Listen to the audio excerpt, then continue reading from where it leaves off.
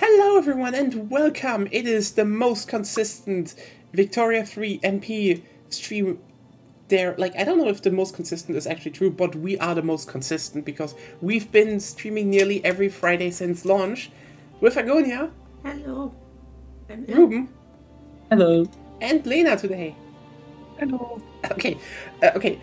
Just for everyone who wonders where we're going to go right into this, we had a discussion about, how territories and, from ex-colonies and empires should be handled. And generally we would say, for example, Hong Kong should have had a democratic choice and election if they wanted to stay, independent, join Britain, or, maybe someone else, who knows, or, join China. The thing is, it was basically decided over their heads what would happen. Because, the thing is, I feel like a lot of these things happened because of one small region see, over here in Germany. Can we already start? Yeah, we can start, no problem. Okay. There was, basically roughly here's the Rhine, but basically the Saarland. The thing about this is, so the Saarland back in the day had one strategic thing for France. Coal. A lot of coal. And France needed and wanted coal. So, after, the Second World War, where they said Alsace-Lorraine is theirs, actually it's Lithuanian. They're just under the yoke of the French and the Germans since... Okay, right, we shouldn't go into that. No, you're good. You're good. Hates. Okay, you know what? Actually, we're all Franconians and we should reunite as Charlemagne intended. Holy Roman Empire. Holy Roman Empire. Yes, the actual Holy Roman Empire. Like, we're going back to the... You know what we're doing? Like, people are like, are you left? Are you right? We are just different. We are Holy Romans. Set aside your nationalities. We are all Holy Roman. Yeah, let's restore the Holy Roman Empire. Rename the EU the Holy Roman Empire. Yeah. But the thing is, they wanted that region. But the thing is, they didn't really want to just outright annex it because, most, basically the whole world was more in the sense of, That would look bad. Yeah, the whole thing about there was a lot of parts of Germany already shuffled into, a new Poland already by the Russians. And a lot of the, Western allies were like, should we really split up a country more? That might not be a good idea. So their plan was simple. Let's make them independent. Let's have strong economic ties. Like really strong economic ties. And then just let them vote. Do they want to be, go back to filthy Germany? Or, stay independent with good economic ties? Or even join enlightened France? Everyone fucking voted to go back to Germany. It was a fucking landslide.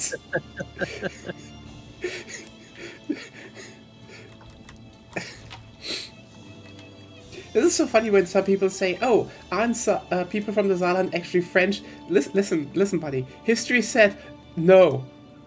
They literally said no. It was like, it was incredibly,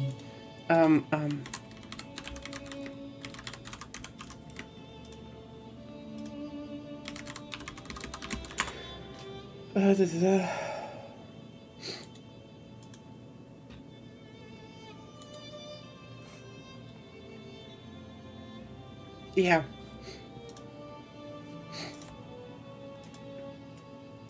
Just so you know how lopsided it was, okay? What was the vote? What was the vote percentage? To keep the status quo, it was roughly 8.87%. So, stay independent. Uniting with France was 0.4. 90.73% where no, we want to go back to Germany.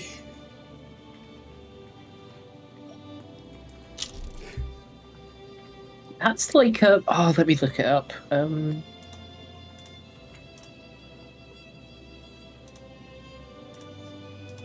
Oh yeah, so in 2013, the Falkland Islands basically had a referendum to either stay with the UK or join Argentina. And the vote choice went down with 99.8% to stay as part of the UK. 3 people voted no. 3 people voted for either of Argentina. With a 92% turnout. That's pretty good. Yeah. Oh, if only you could get that turnout in elections. But I think then you need to do the Australian, like, forced voting thing. Which is... Yeah. great. The thing Oh is god, why that- is my mark? The thing is just that I would say... Because Britain is in a war, a bigger one. Oh, again, another one. Just get out of Britain, just do it. Just leave. I can't do that. Get out of the market of your overlord, says the Korean. Shut up! Shut up, shut up, Get shut up by the overlord. Shut up! Basically. But yeah, it's just like where, let's say, the thing is, if you really look at, oh hey, what would certain,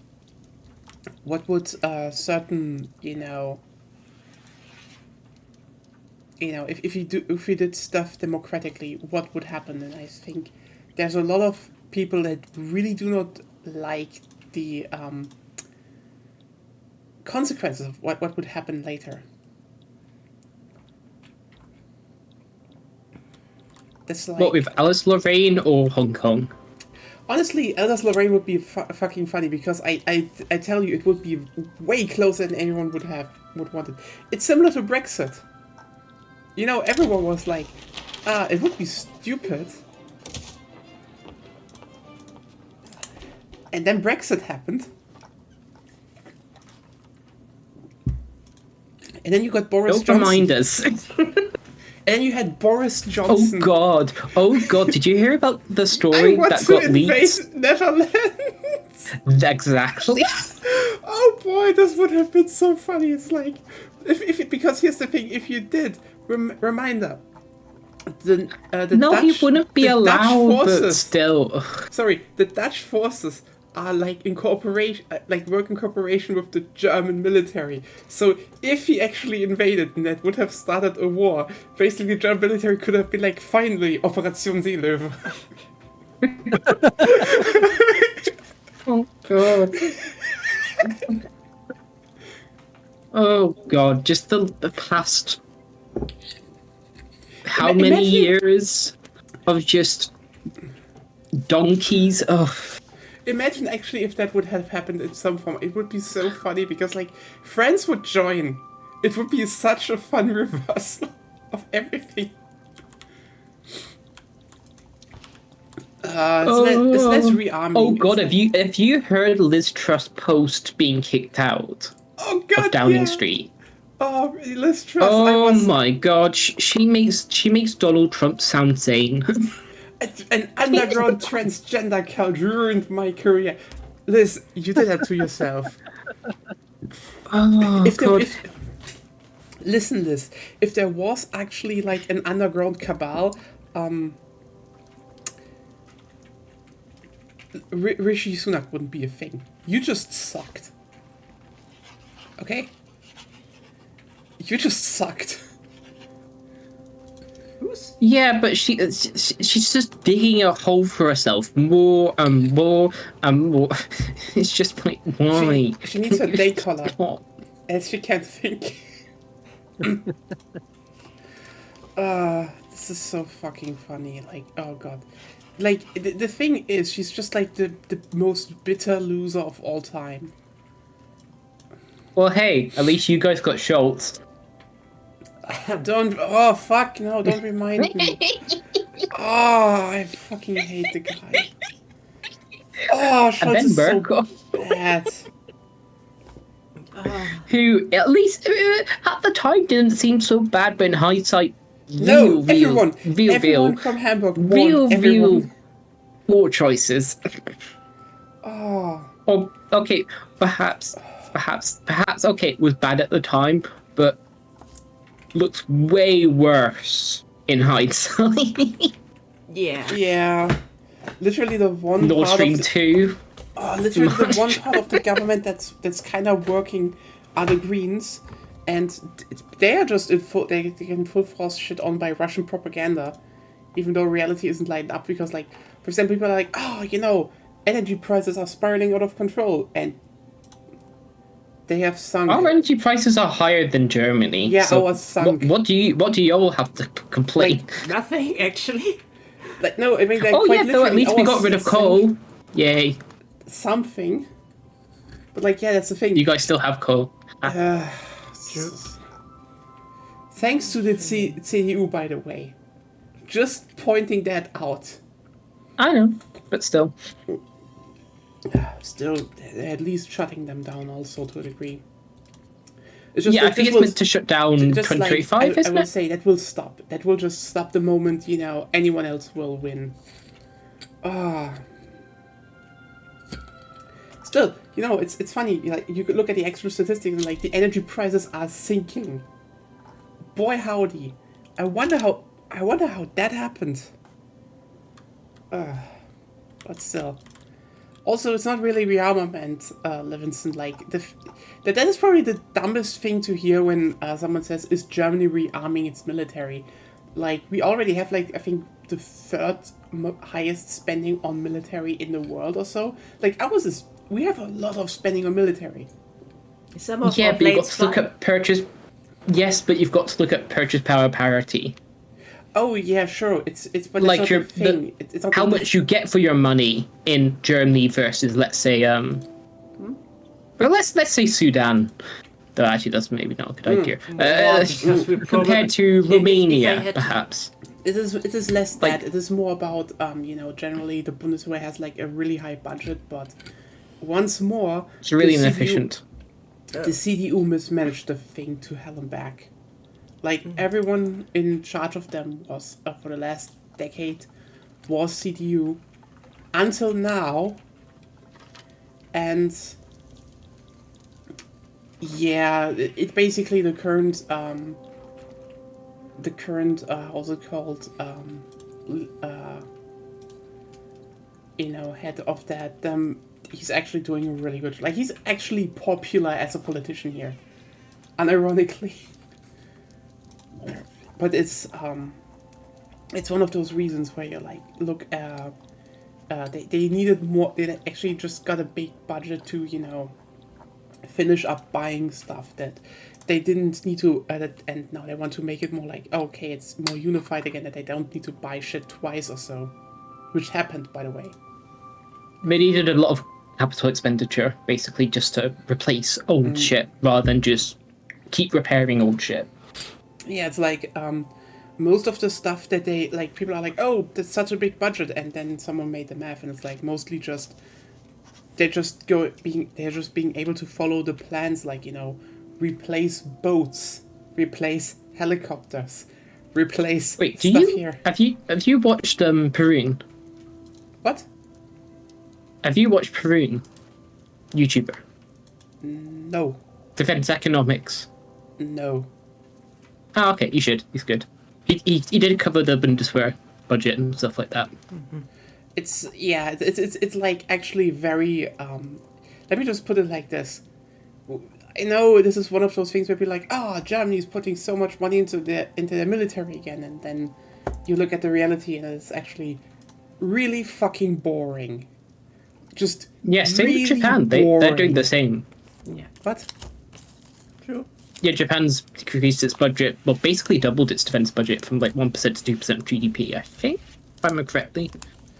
Yeah, but They're also looking at joining there's AUKUS, a which bit is fun. different, I would say, but Yeah. usually it's just Yeah, I mean, the whole constitutional aspect as well, and yeah. yeah. But I mean, hey, let's not forget the doohickey kind of destroyed the Shinzo Abe faction.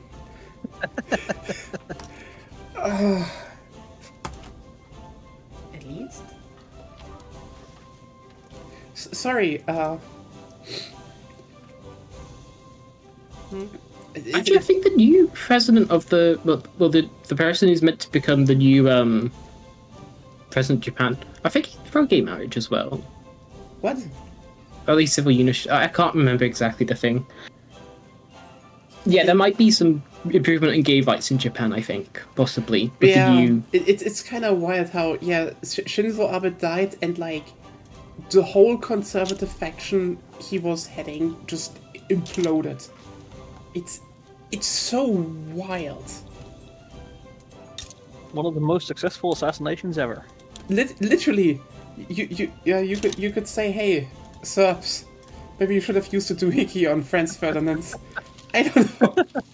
At this point, I will say, like, the magic lies in the doohickey. You use a normal gun, it goes bad. You use the doohickey, something happens. It's magic. I mean, We do not condone I said a while back, assassinations on this channel, just so. This is just for entertainment purposes. Yeah, like what we said, like the whole purpose of the assassination of Franz Ferdinand was to maintain Serbian independence, and they very much succeeded in that, didn't they? Mm-hmm. So, from that perspective, like sure, the rest of the world went to shit, but Serbia remained independent. So also, Yeah. Well, I mean, assassination. it's the Balkans. What else do the Balkans do other than balkanize? I mean, we call it balkanization for this. Exactly. Oh, and now you got the whole Middle East, which is kind of it's just on fire again. The whole place is just so. We could have prevented that. That's but the fault still. of Europe. That's the fault of Europe and the US. Yeah, Pierre's Sykes agreement. Not a good idea. Not a good idea. I was like, yeah, Ukraine, you can't strike Russian military bases. That would just escalate the war. Israel, we just struck a Russian military base. What?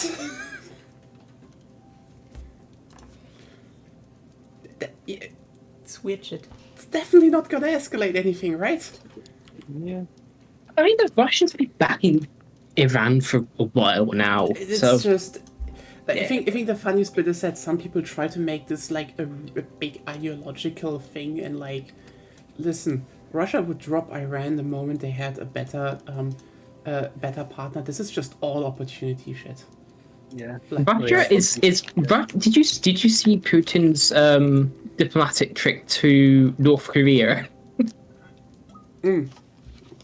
Not yet. Yeah, no, it's not because they want to. It's because they have to. I mean, also it's by the way, it's kind of similar currently with also to a degree Israel. Like if they had in the region someone they knew would be more loyal and better, they would drop Israel.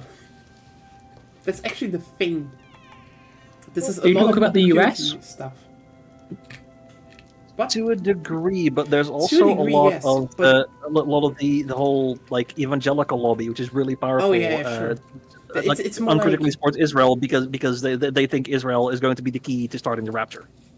that is just the dumbest thing. Yeah, that you US hear, and then politics regarding Israel is. and then you check it and you're like, they actually believe that shit. Like we're setting the Middle East on fire again for a doomsday cult. It's just poetic. Well, it's not us. It's not Europe. It's not our fault. To a degree, Well, but right like, now. I mean, you kind of started that, Britain.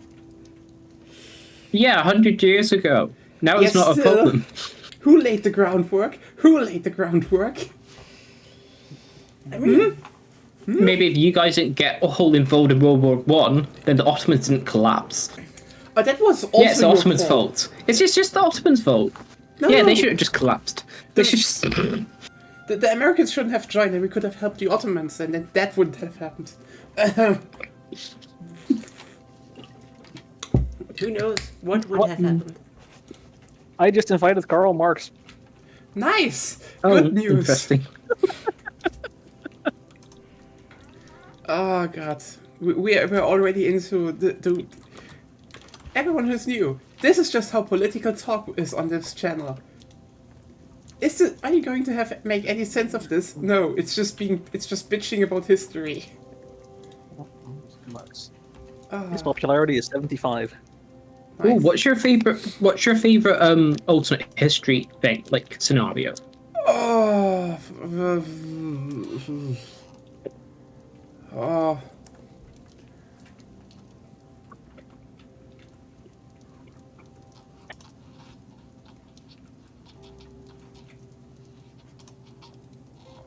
feel like I would be able to answer that easily, but Not off the top of your head. honestly, Ottomans not collapsing is actually very interesting. Just saying, maybe we needed another Magnificent Suleiman. Maybe that history would have gone better. Have you ever played a game where somebody plays as what's one of my Ottomans? most interesting. Could you stop talking over room? Sorry. No, it's fine. I was just asking. Have we played a game where somebody's played as the Ottomans? I think so. Agonia played them, I think. Oh, yeah. We could play them again, though, depending on what will come. Though, you know what one of my more interesting things is? What is it? What if the Vikings didn't suck at settling in Vinland?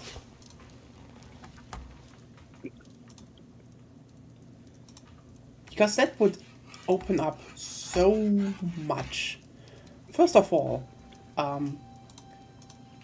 I'd say, you know, to a degree, a lot of stuff would still happen similarly. Like, because I think what a lot of people forget is, for example, Vinland was kind of known in, you know, Italy to a degree, but more as in, you know, people didn't know where it was. Because, differences in where you live in Europe are gigantic. To a degree, this would probably mean that there was, like, a big trade route between, you know, especially, you know, the Scandinavian countries and, you know, mostly Canada, North America. But I think two things would make it interesting. First of all, this would make Scandinavia probably just an absolute superpower. Like, imagine you know, someday Spain and such realize there is, you know, a way to the, you know, quote-unquote new world, and then the Scandinavians are like, oh, you mean the place we already are at? Also, they would have early access to beavers.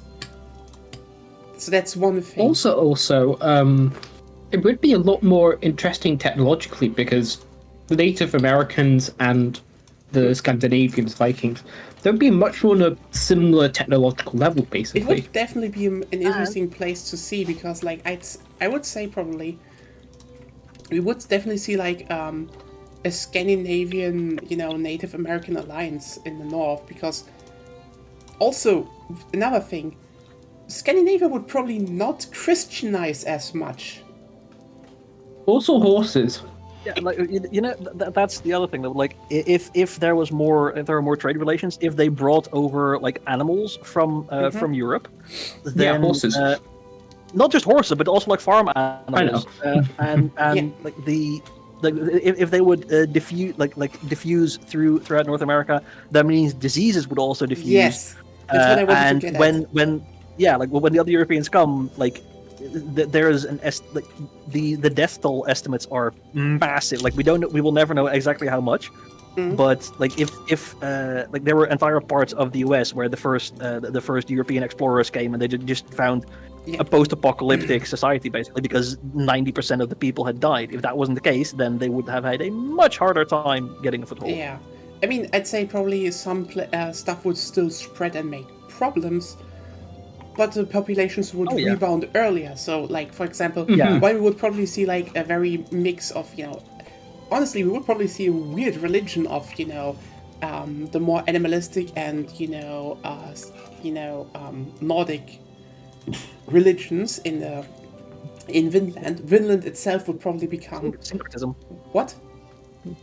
Yeah, like syncretism, like syncretic religion. Yeah, because they are like, because they're like because both are polytheistic pantheons, they could fuse quite easily. Because here's the thing: what happened a lot of times is that, for example, a lot of religions have, you know, gods of, for example, thunder, because that's just a thing that is everywhere. Like, you have lightning and thunder, and like, oh, you can very easily make a connection that those could be similar or the same.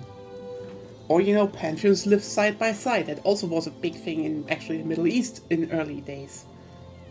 Like, the most interesting thing is that you need to consider, if you actually read the Old Testament versions, Judaism was not monotheistic. They prayed to one God, but acknowledged that there were multiple gods, not the one God. Yeah, This was just their God. Because the God of Judaism is a God of scripture. That was his designation. Yeah, like that's one thing that I heard, that like it's one interpretation of the line that gets translated like I am the Lord thy God, thou shalt have no other gods before me. No other gods before me, like Yeah. worship me above all others, not I am the only God. Yes. Just like you will not worship other gods before me, which like again, like one interpretation explicitly explicitly acknowledges there are other gods, just don't worship them on the, like, not even Assuming it's don't correctly- worship them at all, but but don't worship them on the same level as you worship me. Assuming it's correctly translated, it's not even interpretation. It's just Yeah. what stands there. Yeah. Yeah, exactly. Yeah, like, everything is translation and interpretation. Like Yeah. it's originally like Aramaic, translated into Hebrew, translated into like Greek and Latin. So it's multiple layers.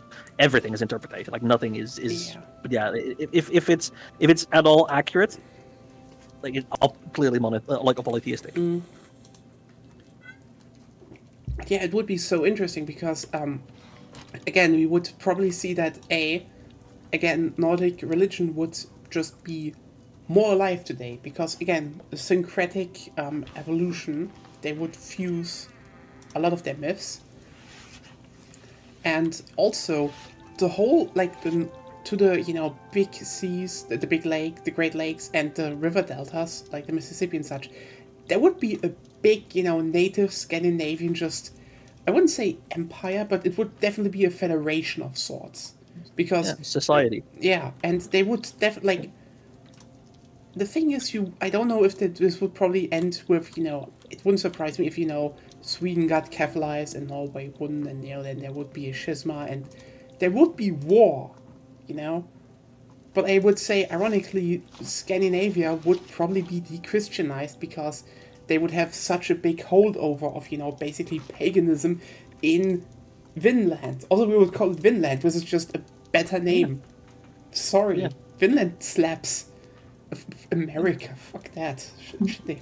Do you know much about the essentially the French colonization of Quebec, basically? Not much. A bit, though. Not much. Okay, so basically, as far as I know, you didn't have the same level as colonization as happened with the British colonizing, like, Virginia, North Carolina, and such. Yeah. And because you had a very small population of French colonizers, you had much more of a melding of the two cultures, the local Native Indian culture and the French culture, basically.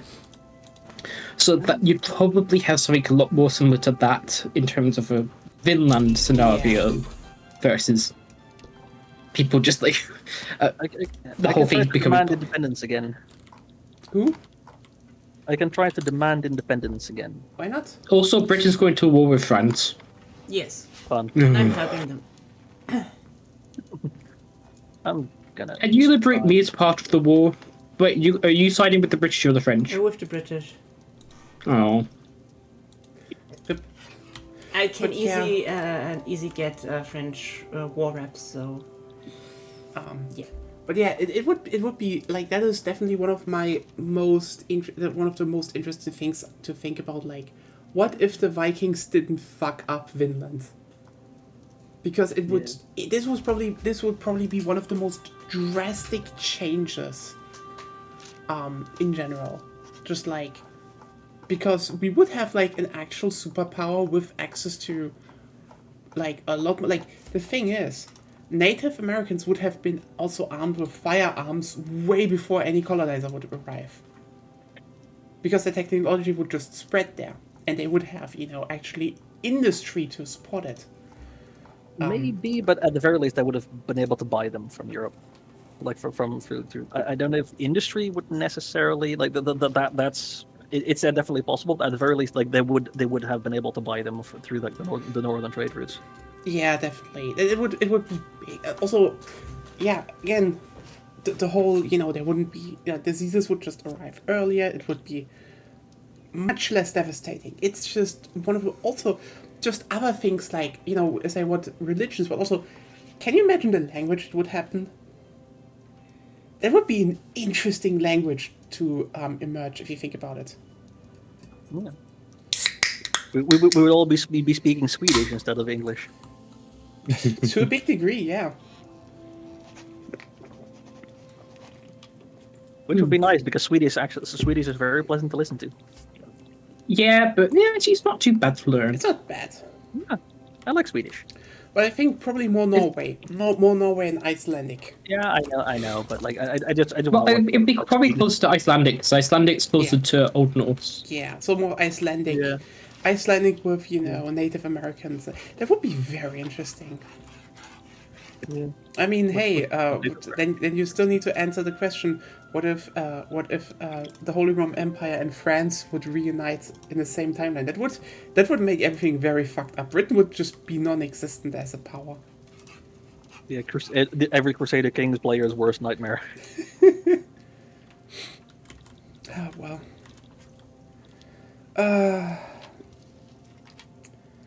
Oh god, I remember basically the first real playthrough we had of Crusader Kings 2. I played Sicily and I tried to make Italy. Meanwhile, Agonia was like Spain, all of North Africa, France. Like, okay, what are you doing? I just inherited the Holy Roman Empire. What? That's what you do. And you Like- just needed to murder like half your family for it, so it's fine. You were like, oh shit, like her prisons were so full, and she was like, yeah, I guess I get some shit out. Would be like, everyone, are you do I get money for you? No, death. Yes, good. They're a resource. Monetize them.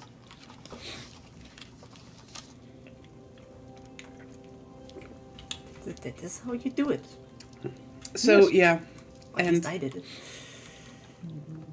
that's how she just conquered basically all of Central Europe. The Brits were not Felix, amused. Yeah, that was our first time. That was fun. Oh yeah.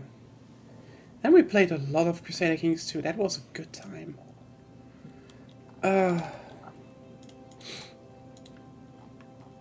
Okay, now I mobilize. Now that the war has started. You might think it's a bit late to mobilize after the war has started. Nah, it's fine. I don't care. Yeah. You get literally told when they're starting an invasion, and then they still need all their units to go there, so you have time. Yeah, I have plenty of time. You'll be fine. You'll be fine. It's fine.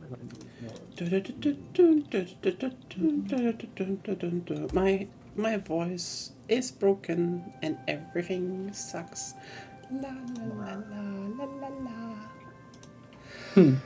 Actually, one other interesting alternate history is like, so you know how under the like Qing towards like 1700s, 1800s, how Europe and like China basically technologically diverged a little bit.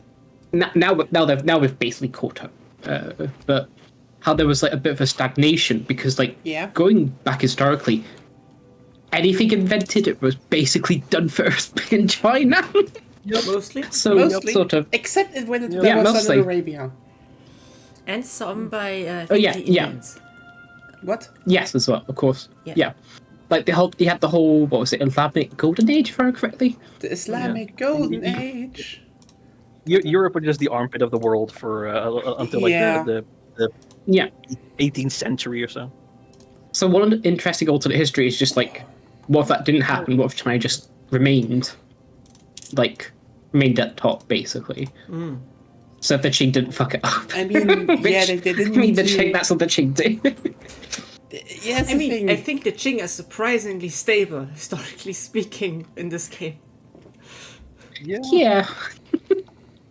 Usually, and then sometimes it's like 1860 and the warlord era has begun somehow. Yeah. I mean, the thing about China, I would say, China. Sorry, Fine. I can't. It's just too funny how he says China. I know it's so dumb. China. China. War. Yeah, China is how you say it in Dutch. Oh God, that's how we mock people From saying this it wrongly in Dutch. German. Da da da. Yeah.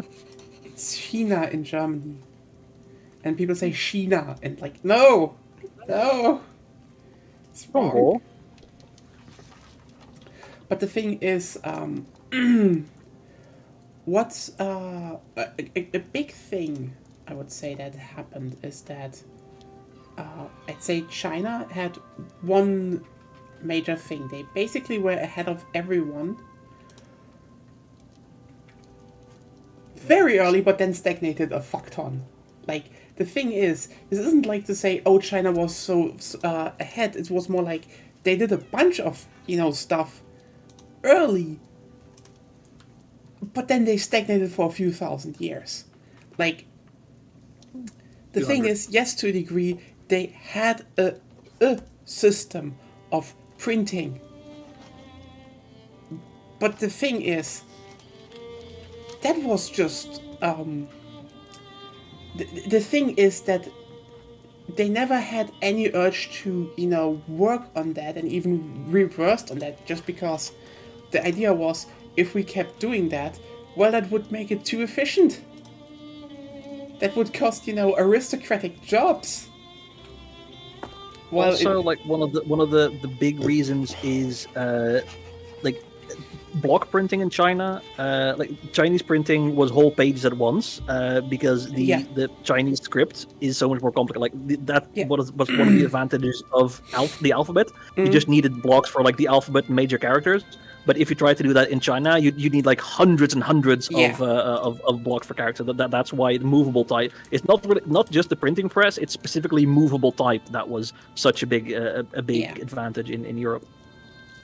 And they had a certain amount of movable types in China as well. But the thing is, if when people are like, oh, technically print, the thing is, printing itself developed in multiple societies over centuries, because it just makes sense, everyone can come up with, because the thing is, there were apparently already stamping and such in Mesopotamia, because you have clay, you can just easily stamp shit and copy paste them, because if you for example, made recipes. And there are a lot of recipes that we dug up in Mesopotamia.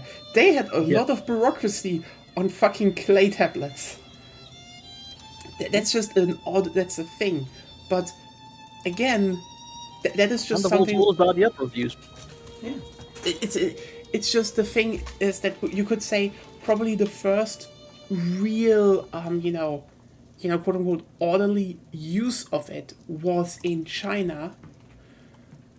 But there was never there was never a drive to make it bigger, or again, it regressed because it was a court thing.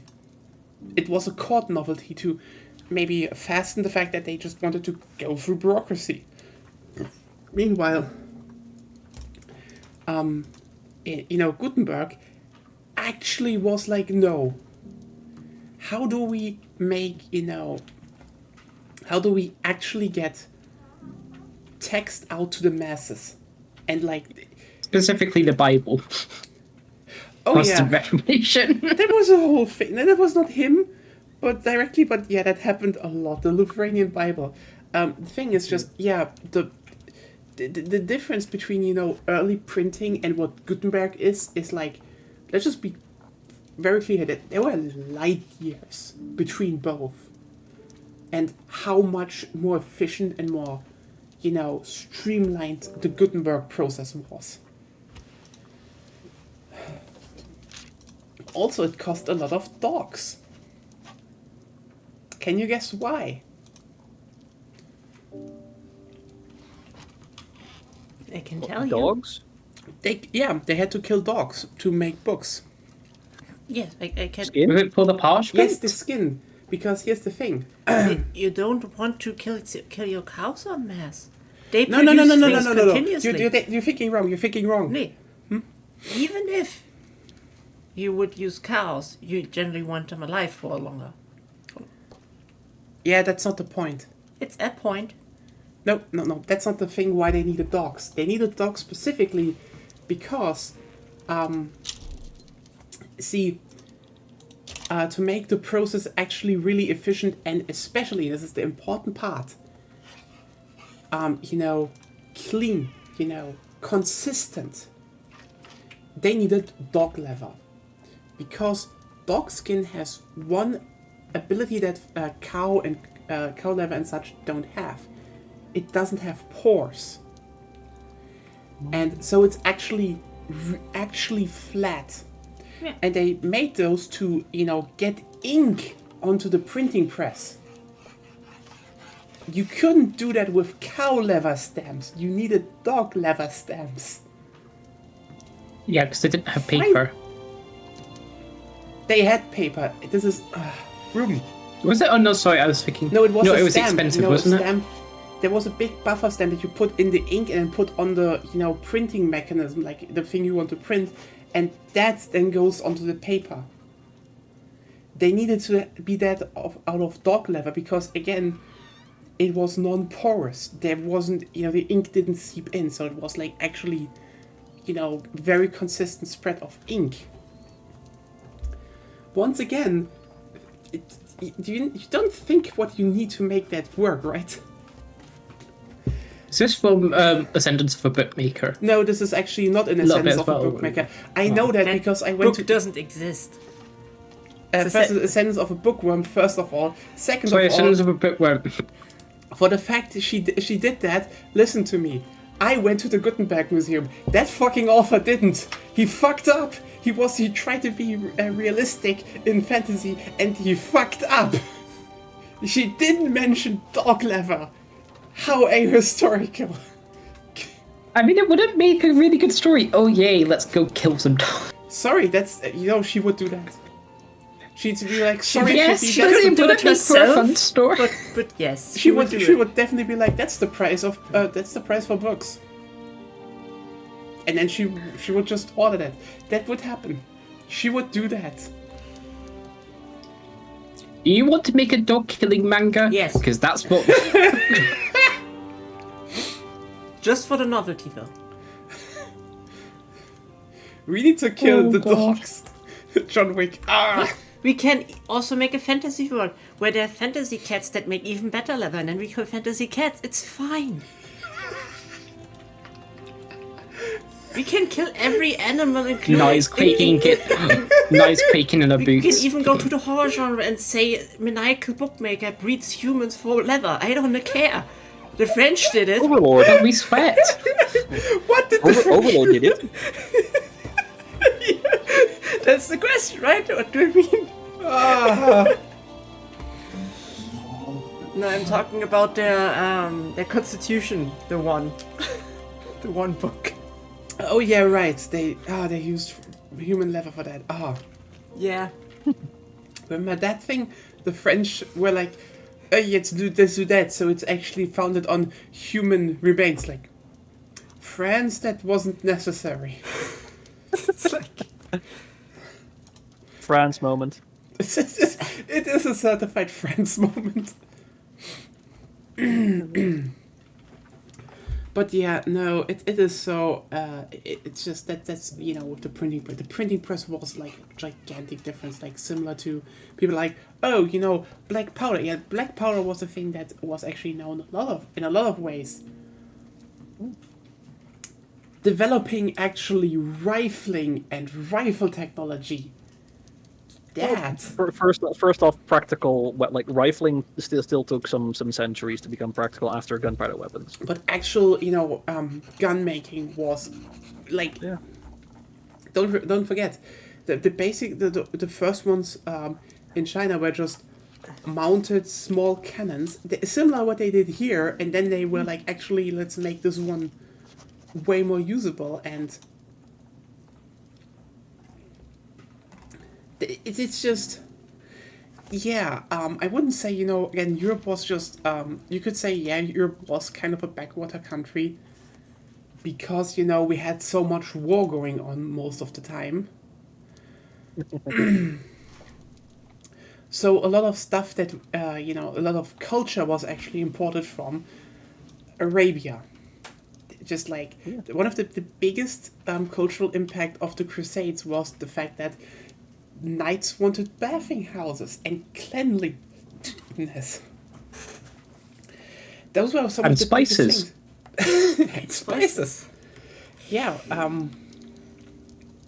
those were like the biggest impact. Like the irony is that the Crusades, for example, were a footnote in Arabian history. They were like, yeah, we had problems with the Mongols and shit. And meanwhile, the Europeans are like, oh, the Crusades, remember that? And the Arabians were like, yeah, we had a bit of problems with you. They almost didn't fail.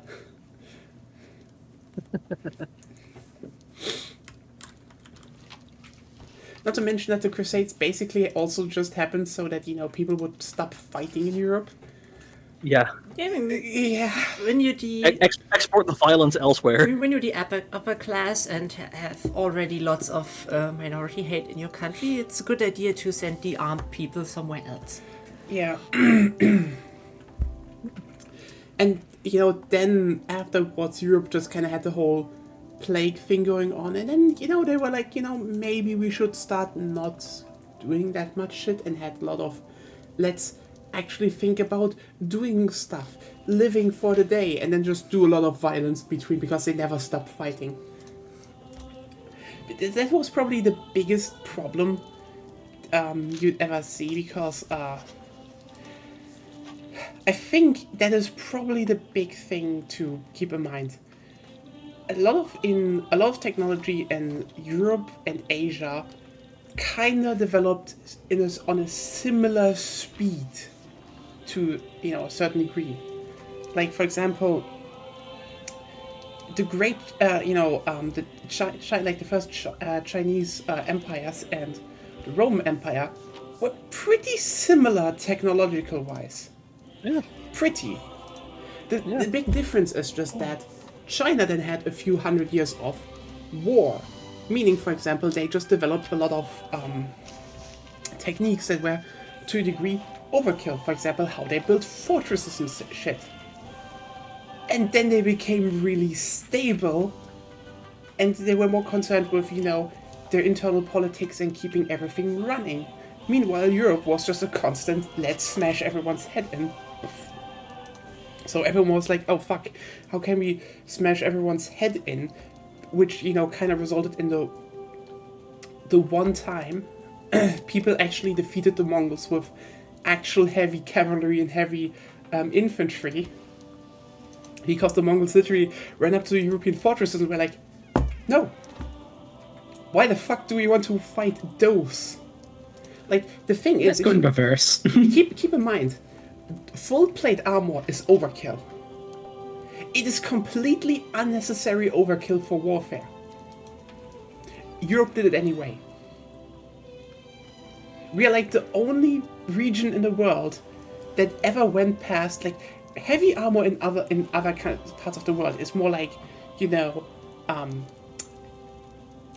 I guess. It's chainmail with some more plated stuff on top, but not full metal plates.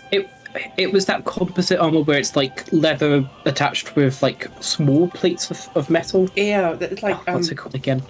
Let me just be clear here. If you, for example, look at like a samurai armor or what similar parts they had similar stuff to that armor, yeah. Like the samurai armor is something that was more replicated in basically all the Asian nations, Arabic nations, and such, because you could be easier on horseback. You could adjust. It's just, why do you need more? But then you keep in mind, and Europe was constantly at war, so they were like, you know what? Fuck it, we have enough iron here. Let's just make it more overkill. And then we just made plate armor. That's it. It's Brigadine, at least in European context. But, Yeah, yeah. and the thing is, we had Brigadine, but Brigadine was more, in every other area was more used for, the higher ups, while Brigadine armor became pretty widespread actually in Europe, simply because this was just like, hey, we need to, the more we keep our people safe, the better we can fight war. So I just poured money into that, and we're like, fuck, we need to be safer than Brigadine armor. Let's go overkill. And like, plate armor is insanely heavy. Like, it is absurd what we made. But that's the thing. That is also why, that is also basically one of the reasons why, if you look at Europe, you suddenly end up with a country that ironically goes and really pursues firearms, because in every other scenario firearms were not really relevant to have. They just weren't, period. It wasn't really a necessary thing to do. They didn't add anything. But then you think about the fact that everyone was running around like basically in Brigadine or plate armor, and suddenly we're like, you know what? Firearms seemed actually like a pretty good deal. Well, actually, like the hold on, I'm getting a name on the video. No, it's different. But like the siege artillery was first, and that's more obviously because European castles were more susceptible to being like you mentioned Chinese fortresses being massive overkill. Yeah, their walls were so big and thick and massive, like no cannons would be able to dent it. But in Europe, it was also more the fact that they had compacted dirt, so it wasn't just like purely made out of rocks. It was made out of compacted dirt, which absorbs the shot from cannons, basically. Yeah, that's kind of that's the point. Like it was, you can't breach a Chinese fort with cannon fire. In Europe, you had like the really big, tall stone walls that you could in fact breach with, not just with cannon fire. That's why you had things like trebuchets. Cannons were just more efficient. So siege cannons were actually very important. Yeah, and then the Europeans. Then after that, they started to get the handheld firearms to actually get through the plate armor. And then you had also the thing that. The thing was because, castles were actually supposed to be raised fast and were usually upgraded over time. This is why, the European castle usually was on a mountain or, on a river island or like somewhere fortified and didn't really have the biggest walls, because usually stuff traded hands and, sometimes you just needed to raise it relatively fast. It was just a more sensible economic thing to do in those times, while in China, you basically had state-funded fortresses that were funded by, a central army, and so they just made it overkill because they were like, no more Mongols, and the Mongols were like, we just go around and starve you to death. Fuck you. And that's also the thing, like Europe, because it was much more fragmented. Like you said, like I said, in China you had a central government with huge budgets, forts that were important for big areas, so they could invest in that much. But in Europe, it is like some local lord with 20 peasants and 3 cows to his name is not going to be able to build afford to build a fort that big. It's just going to they're just going to build something much smaller, and but then ironically, that's how we get so many small castles. That's why that's why there are castles like all throughout Europe. Yeah, but then ironically, like everywhere. When the cannons came, it was like, the states, consolidated into, bigger armies and fortresses, and then because. Again, we had like a similar development. Like China just had like the first pop-up because they had like really big wars before us, and then stagnated, and then suddenly Europe just shot past that because we had constant wars, and then oops, we had cannons. Time to build fortresses that I can actually, we have to now build fortresses that resist cannons, and then the Chinese were basically Pikachu faced when they first faced a European fort for the first time, which was a Russian fort, and just got demolished by like. I watched that video too. 1 to 10. Yeah, it is insane how.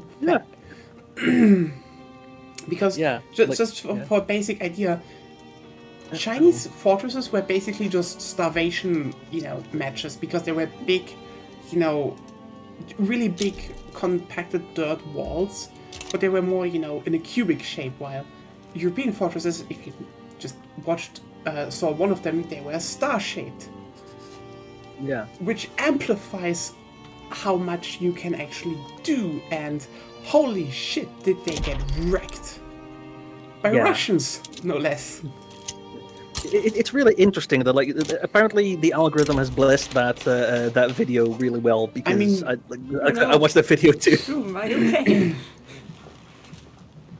Yeah, so I've had to constantly put up taxes because Britain is a piece of shit and doesn't build ports and is constantly in a war. So, yeah, my people are not very happy, and the Aboriginals have risen up. Need help? No, but money would help. I don't have money. Actually, I have military. I have no money. I would rather have money. Yeah, I also rather have money, then I could build more military, but no, I don't get to. I'd rather Britain not be a piece of shit and, actually build fucking ports rather than going on to another fucking war. Yeah, they're at war with Russia now. I know, and it's just like, why? I have a constant, 25% nerf to my fucking market access. And it just kills my economy.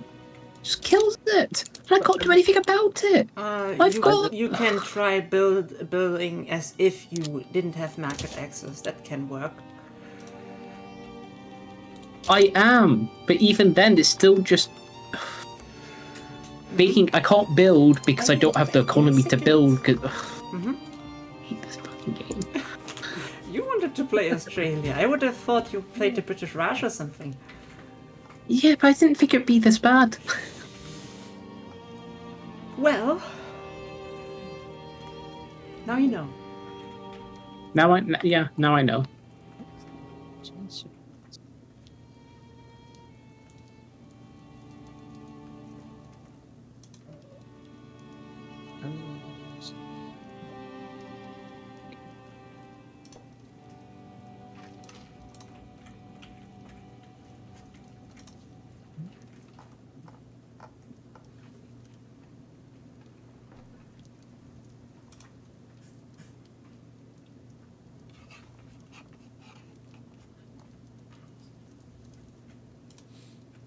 I'm gonna wait until the war is over to start my Council Republic reforms, I think. Because it's going to end up in the revolution, but it'll just be Puerto Rico again, and I don't give a shit about Puerto Rico. I have no military there, so it'll be dead easy. But yeah, I can't properly do it until the war is over, which should be soon. Mark. They're trying to land, but all their generals are set to defend, or they're just sitting offshore not doing anything. And I've nearly got them to the point where they will accept my independence. One thing that could also be with Britain, now that I look at my convoys, it could be, since convoy raiding damage lingers and just gets reduced slowly, that you're just long enough in the war with nations that can actually raid them, like the French, that there's simply too much. It's just permanently like this. Yeah, it's basically, it gets too often damaged to actually get, it doesn't balance itself out. So we need Britain to stop declaring war. You can try talking to them. I can't because they're shitty out. I mean, you can try. There we go. Yay. I'm independent. Yay. Second fastest independent. Yeah. And it only took me 3 tries. Oh no, the French are doing something again. Oh, good. They're over the escalation phase. Good. Oh, the fuckers want to protect with Sokoto. No.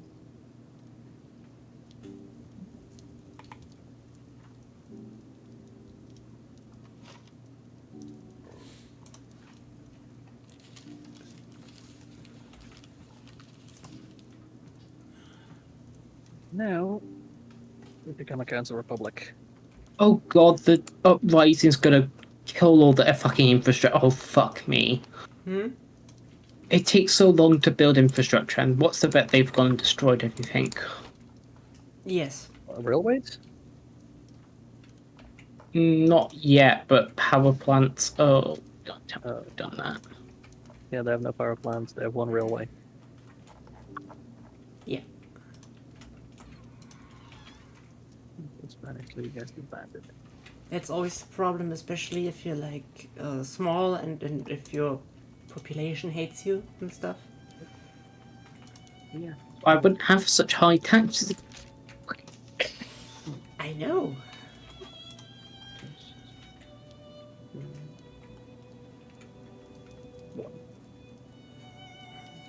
Maybe Britain could just give peace a chance. Maybe. Have you Or at seen what least- they've I done don't to know. Egypt and Persia?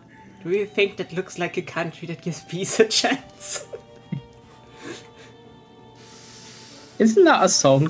Give peace a chance. Probably.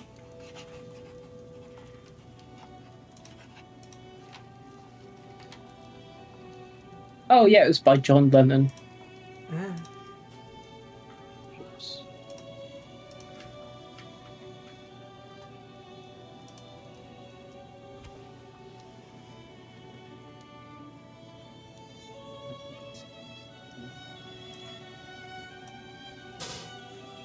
Nice. I finally got rid of slaves.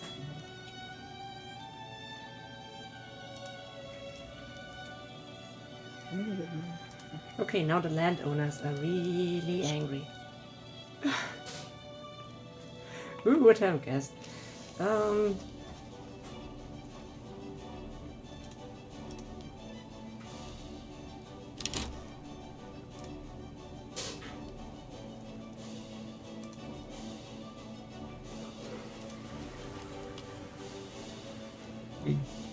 Have you guys played Squad before? No, but I'm familiar with it. Ah. Did you see the stuff about Squad 44? No? Oh, it's Squad, but in World War II. Oh. Oh. It makes it look interesting. Yeah.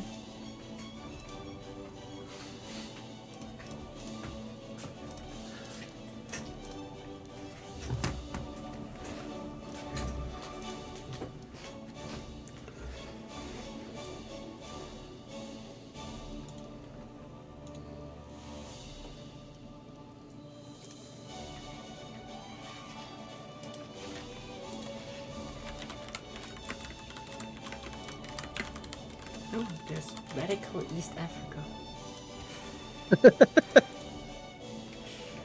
Radical. Oh, communist Hawaii.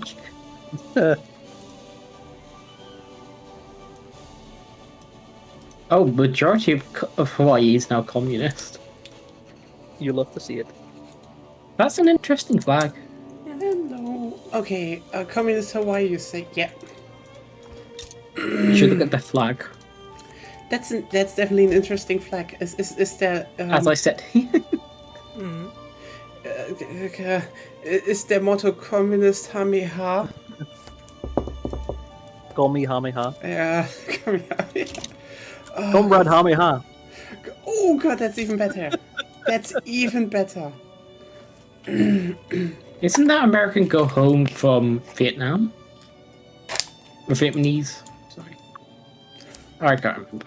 I don't know, but it was definitely during the. How many people will have said Americans go home throughout like the centuries? Like it's not a rare sentiment. Even then, it probably spun off more from Britain Go Home and stuff. Yeah. French Go Home, or Japanese Go Home, or...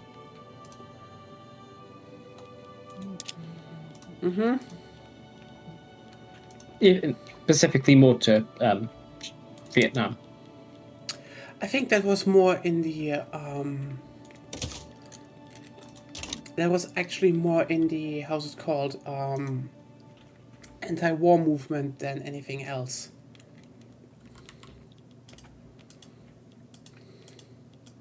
Because I think Vietnam would probably say something different in Vietnamese, not America go home.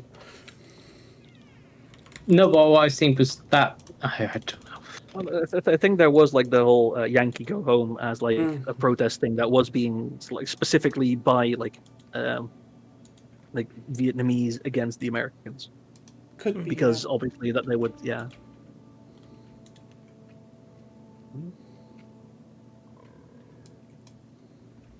Yankee go home. Looks like Why does nobody want to work in the lead mines, for God's sake? Ooh, Oh, the lead mines. Yeah, I did a good. Well, they're complaining about standard of living, yet no one want to work. No, you just want to be job seekers. There's tons of jobs available, but They don't pay enough. why? Why? The sulfur mines pay well, but no, apparently they don't want to pay. I don't want to live. I don't want to work in the sulfur mines. Woo-woo. Or even the vineyards. Don't they want to make wine? You can live like the French people. they want to drink You can wine, be not to French. make wine. Boo, boo. No, but everybody wants to work on the railway. Everybody wants to work on the... Yeah, that's They'll trains. work in the though. railway, but not the whaling or sulfur mines or iron mines. or yes, no, the they railing like mines. being fishers. They like fishing. The railing mines. Did you just say that? Whaling. Oh, The whale mines. that makes sense. I understood railing mines. That would have been funny. That's probably a thing somewhere. I don't know. If you put enough whales in the ground, Yeah. I mean, technically, oil is like kind of like Not your really whales, whale old stuff. whales. Oil It's- comes it's from like organic like, matter. It's oil comes mostly from Cambrian swamps.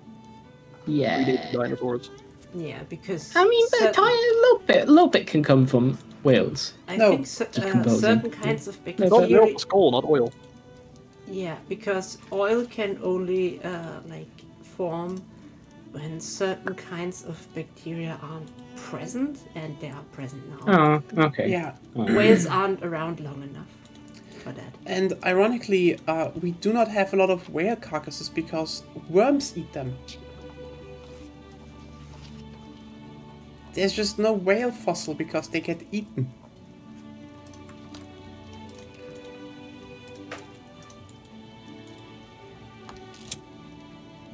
France guarantees my independence. Ooh. That's nice. There's Okay, French- market access is improving. Is Britain still at war with... Oh, it's going to war with France. Oh. No, actually, no, it's not getting involved with the war with France. Good. But it's involved with radical East Africa.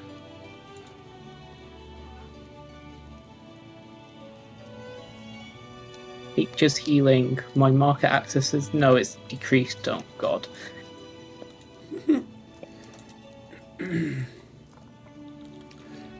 Iron mines give me a lot of production. That is good.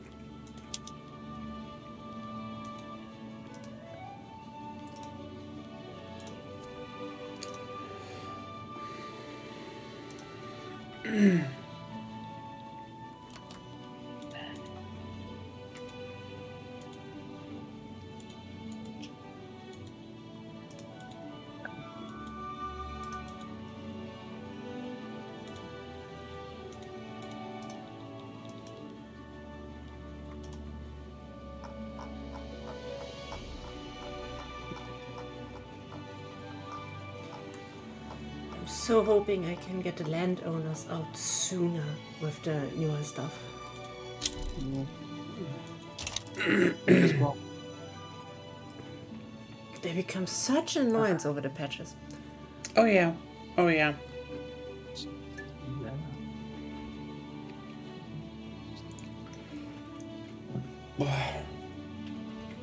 Georges Clemenceau supports the Council of Republic. Sure, that's sure. Yeah, I'd buy that. I'll have a pro-French lobby. Sure, why not? What's the worst that could happen? The English attack you, I guess. France, that's a nice island you have there.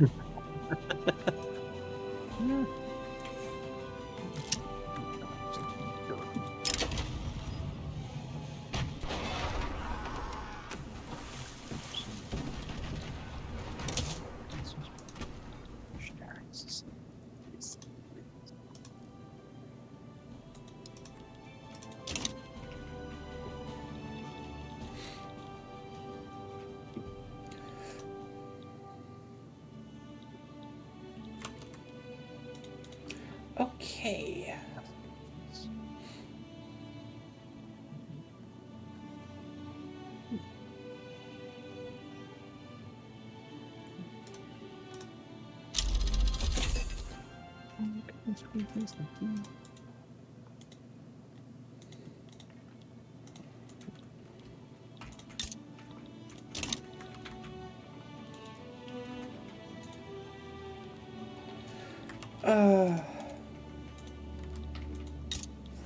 I now have the Communist Party. It's a bit. I used the Red Scare to finally abolish slavery. And Britain's had a civil war. Oh, I just barely failed the Spectre haunting the world thing, so my socialist movement is slightly weaker. But once every other interest group is get crushed in their futile revolt against the Council Republic, I should be fine. Right now, my government is only the Communist Party, which is only the trade unions, and I have a governmental legitimacy of 3. Ooh.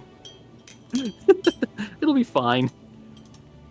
Like the most powerful groups are the industrialists and the intelligentsia, both with 29% clout each. They're also both rising up. Once I kick their teeth in on Puerto Rico, it'll be fine. By the way, have you seen that news headline that some movie studios now want to make super fan focus groups for their I movies? saw was it that. Disney? That's going to be awful. Or was it Disney who's I doing think that? Warner or- Brothers and Disney. Warner Brothers. Yeah, that's not going to. No, I I mean, wouldn't It's recommend just, it. It's stupid. to a Like, degree. Yeah, to a degree, listening to people who are fan of it I think is good, but not Yeah. like the super fans and giving them like no, that's no. yeah, No. like for example, I mean, people rightfully posted the Simpsons joke because there will always be a Yeah. Simpsons joke. Yeah. They were ahead of the time, but all more than that, it's more like Oh. everything just becomes more and more absurd from what it was already. It's just the thing is, I think to a degree, studios have just mislearned to vet their projects. Like they are just not only mismanaged. I think a while ago I talked about how like on Wednesday I talked about how most TV shows should be more like they should be more like Stargate again, 1 or 2 sets, and then you can just reuse stuff and make it very, very cheap and simple. Because that is actually what saves you money, and this is how TV has run always. You should probably see how can you push it visually, but you need to keep it in a way that, you just need to keep the scope smaller, and not everything needs to turn into Game of Thrones. Which by the way ended as one of the biggest letdowns in TV history. Just remember that. Meanwhile, Breaking Bad, a series that we haven't finished because it kind of got annoying to a degree for us, but maybe we should just watch the final 2 seasons, is still memed about today. A series that was just filmed with people in ordinary clothes somewhere in the fucking desert. Guess what made more money?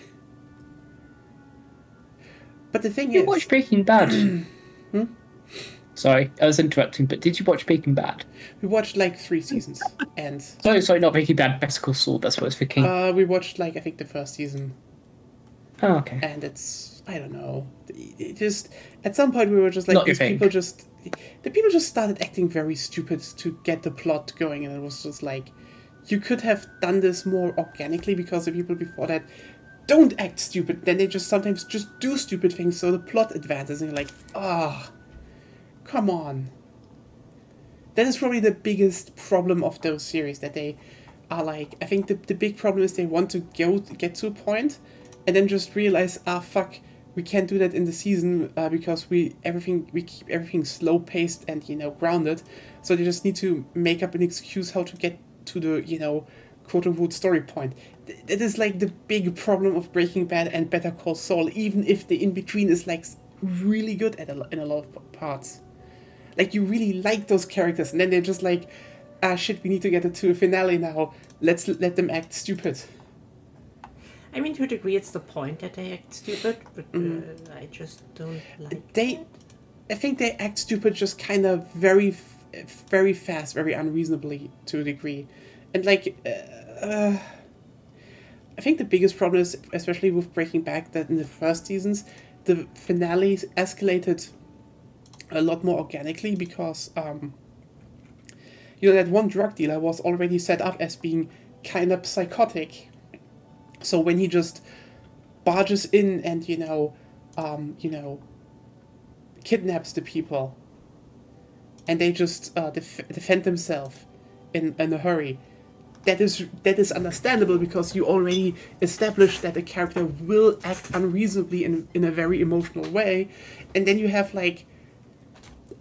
sometimes just Walter White, who is shown to become more and more, unhinged, rational acting. And then he just fumbles back into sometimes very, very weird emotional traps, which is like, yeah, it's just kind of weird. I mean, it's kind of the point. It's the point, but it just feels a bit off, I know, forced. that's why I didn't want to watch. we should maybe finish it at some point. It's basically about a guy spiraling into toxic masculinity, if you want. Yeah. It's not bad. It's like actually really good. I just need to go on Twitter. I can see those people. So I don't need to show about it. I guess that is such a fair point.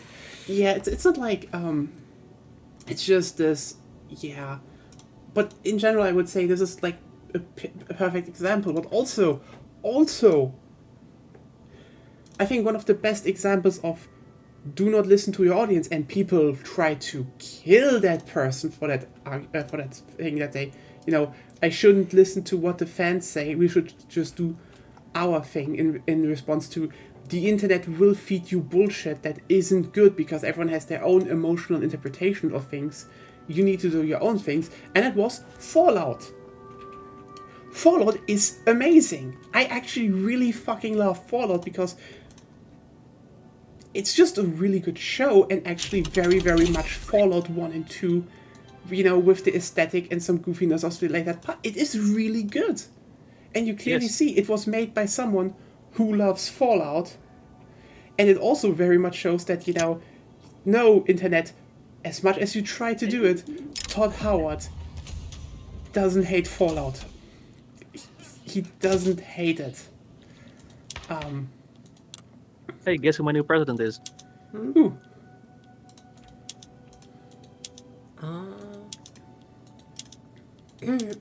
Nice. He came around.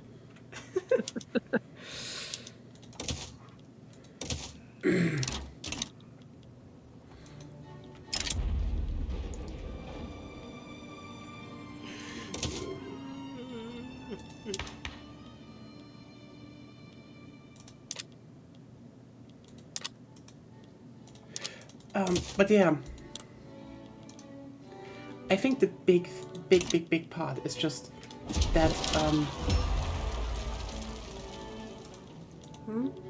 the big part is just simply that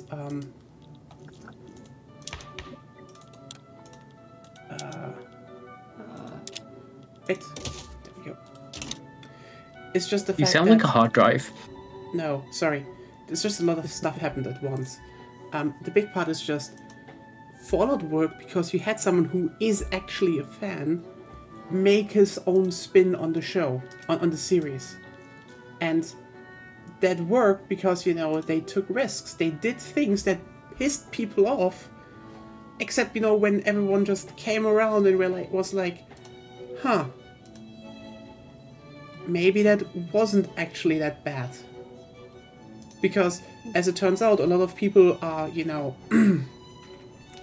turns out a lot of people were just New Vegas fans and really ignored the fact that the NCR was set up in Fallout 1 and 2 to be a doomed, to be just a doomed thing. And they basically collapsed after someone nuked their capital. A thing that, as a lot of people point out, this should not have collapsed the NCR, which was spread over the whole of the West Coast at that point. And yet, it took just one person circuiting a reactor under the town.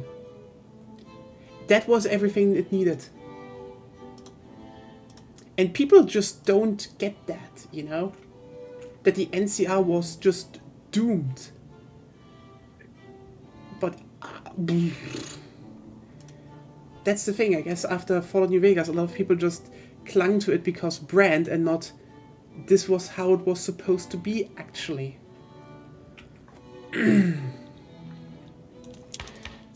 But yeah, I think this is probably just a great example of someone did their own thing.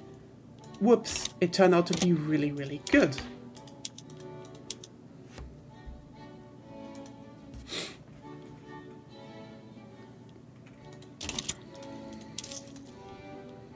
You go.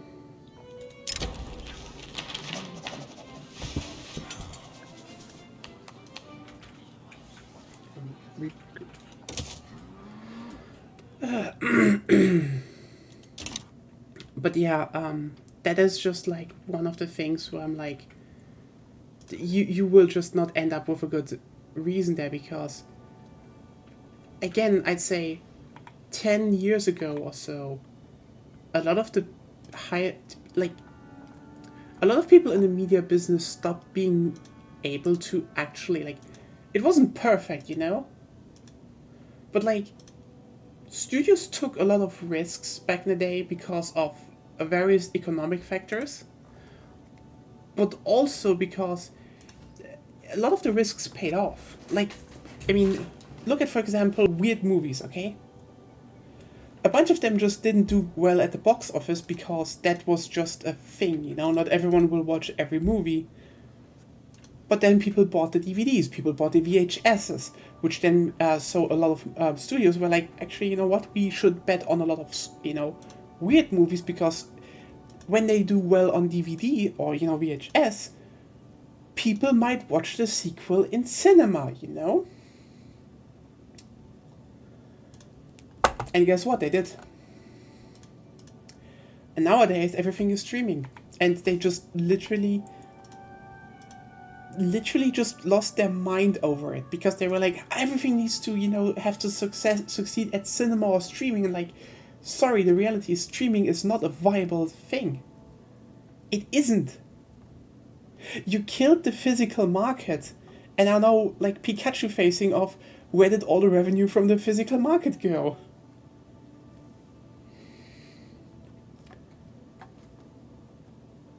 Maybe. Well, ultimately, it is down to consumers.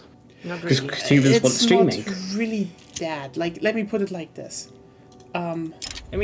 You could try keeping up the physical market on your own, but you probably won't. That's what I mean.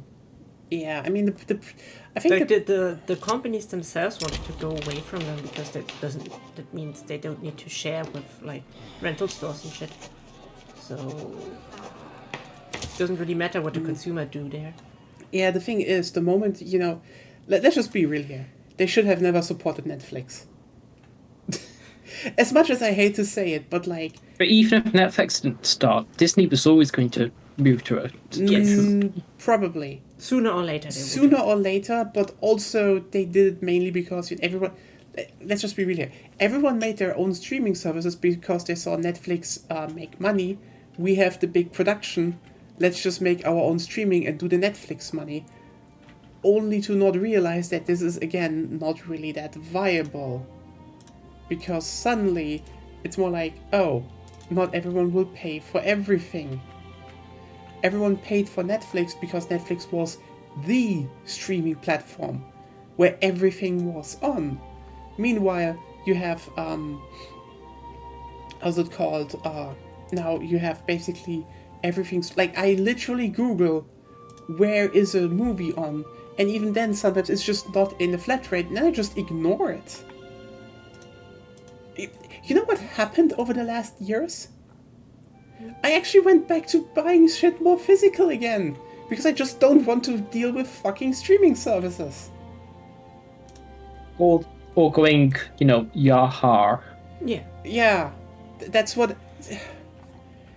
You know, people don't post this, and so the Great Pirate Age began for a reason. It's just, why? I mean, yeah, the silver lining might be that some people just realize it's just easier to have to go physical again than anything else, because I just checked, hey, where do I get The Dark Knight, and then, like, because I just wanted to rewatch that movie. That is everything I wanted to do. And then it's like, nowhere, or you need to buy it. And then I was like, I just checked literally in Saturn here. It's like a big media chain. And what do I find? The Dark Knight trilogy from Christopher Nolan. For the same price as I could buy the one movie, I could just buy all 3 movies physical and have them all the time here. So what did I do? I spent $10 and now I have the Dark Knight movies. That wasn't even a choice. That was just like, one thing was at that point simply more, it was less of a hassle. Similarly, why should I wait for the, I like the Godzilla movies, like newer ones and all the newer ones and the classic ones. Where do I find them? Ironically, easier on Blu-ray because I have a 12 Blu-ray disc set of Godzilla movies here, of all the classic Godzilla movies. I can just watch Godzilla. That's not to be said about any streaming service right now. Sure, ironically, sometimes Netflix now has weirdly old movies, which is kind of cool to see that because, some of them are not really being sold in store anymore. And in that moment it was, for example, here in Germany at least, they have Drunken Master. 1970s. Sorry to interrupt, but even then, like, I remember when Netflix was new and just growing, they had a shitload of old movies, and then everybody jumped on the streaming bandwagon, and it all disappeared because all the rights holders wanted their piece, and now they're coming back. But like even then, the availability of old movies in current Netflix is way worse than it was at one point. Yeah. I know. Actually, one interesting thing. So how was it last week you were talking about Jinro the Wolf Brigade? Yeah. So good. Do you remember? Yeah. There, I could not find a place that was streaming it at all. No. It's on Crunchyroll, but not Crunchyroll the UK. I had to go, Yahar on it because there was literally no place I could buy it. There was no place that was streaming it. There was no other option. Yeah. And that's a classic. That's It's only a 20 years real old, and that's a classic. very popular one as well. Not to say like the less popular ones or more niche shows or whatever. Yeah. Good movie.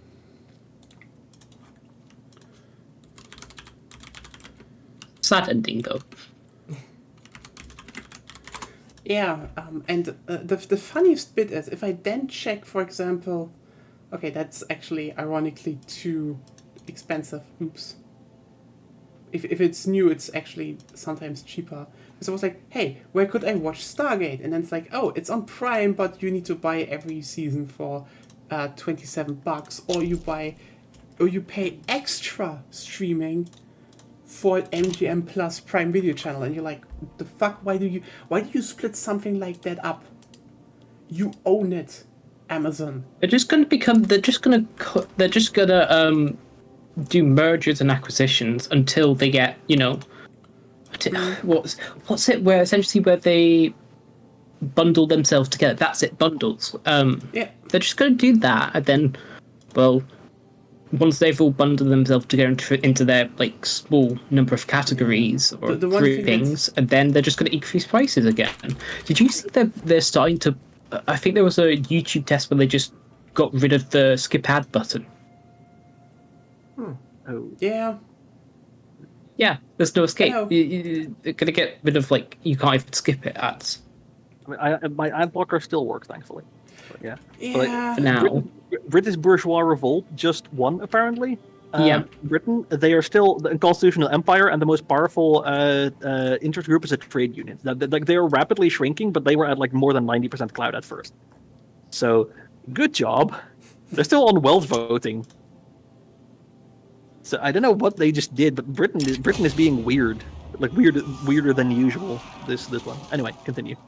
And I wanted to say, ironically, if I then look at, for example, the Blu-ray discs are kind of, they just would need to, bring them up again. But the DVDs are $70. That's, $70, but it would be everything from Stargate SG-1. And I could just rewatch Stargate SG-1 whenever I wanted, if I just bought it physically. Ironically, if I bought it in a bundle with the whole A-Team series, that would just be $112. That's a steal, Amazon. Holy shit. But just DVDs, but still. Yeah, Well, but hey. then you got to digitize you got to not burn the DVDs. $86, Blu-ray Stargate Atlantis, the complete series. How'd you get the file off the DVD again? Rip it. Rip it. Rip it, that's it, yeah. You're going to have to rip it after, because DVDs are kind of... I mean, mine still work. But There's a reason we moved away from DVD. yeah, Yeah, storage Unfortunately, mostly. yeah, for storage. Yeah. It's like, I just have... And having a backup is always great. Yeah. Don't they But have DRM on those, though? I mean, they have DRM and everything. The question is, can you bypass it? Yeah, Yeah. or can you just Can copy you? the DVDs copy of DRM as well. protection with Yeah. everything? That's also often the thing you can do. Yeah. Yeah, okay. I don't know, I've not had to use, CDs or DVDs in a long time. Yeah, but that's just, again, when it comes to movies, I rather just go into the, store and just buy them, and then I have them. Like, for example, True. Fair. Spider-Verse. I have the first one on DVD, so I guess I just buy the second one as well. And I just can watch them every time I want. Similar to, I have some of the, new Godzilla movies, so I just do that. Fuck.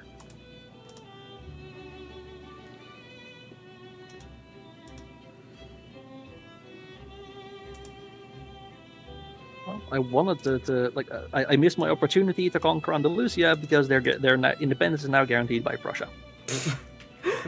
What is Prussia gonna do? I mean, I need to invade them first, and that they're closer to Prussia than me. Then, so if Prussia does start it, Prussia shouldn't. Nowadays, it's more likely that they might station some troops, but they also have just 13 flottillas, so they can't do much. fair. Yeah, I'm expanding my navy, so hopefully, I'm researching monitors. I guess I'll check again once I have a proper full iron fleet. Then I can maybe risk Andalusia.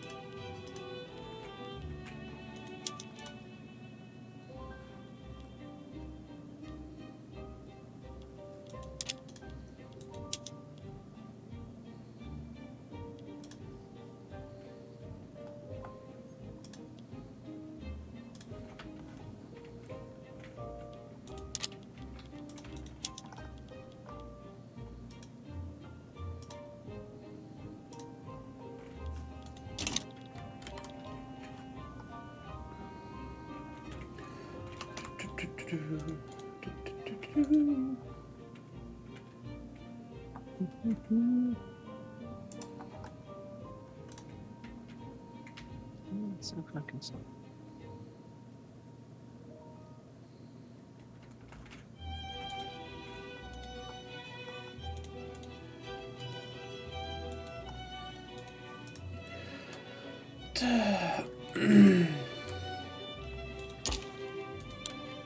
Oh, you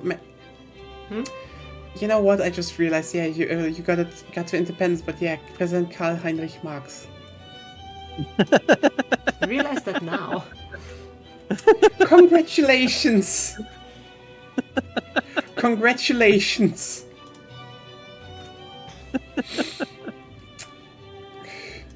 It's always a good time. Yeah. You know what? And I'm let's- about to get Cancel Republic. Nice.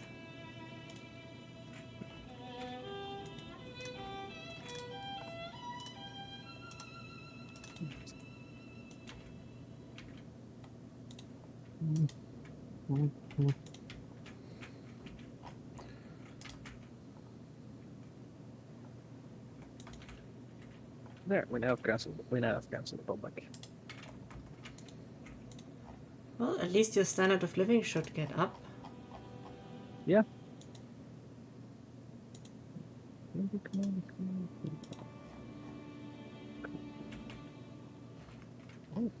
You know what's the main problem about like there's some ways always to like bypass slavery and get it banned. But then the landowners, they just never get the event that they accept it now, you know? Yeah. Mhm. Yeah. Which is just Well, then you just shoot them all. I mean I would if I could. I There didn't should be a get button for that. Yeah, I don't have like secret police right now, and I have a bureaucracy problem because I'm too big.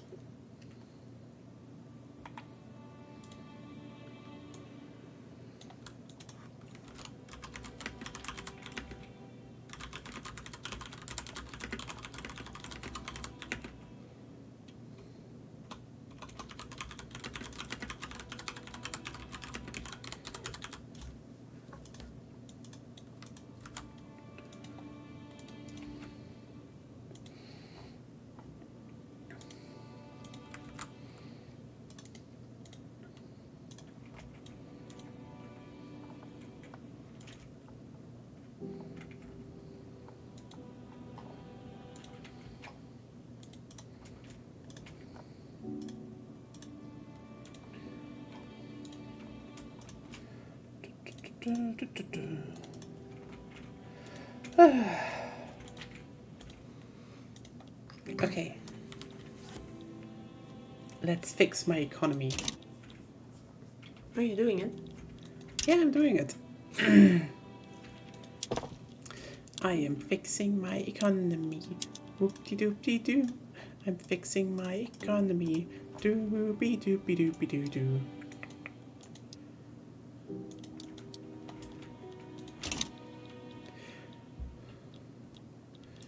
Oh, let's get on with fixing. Gotta fix the economy.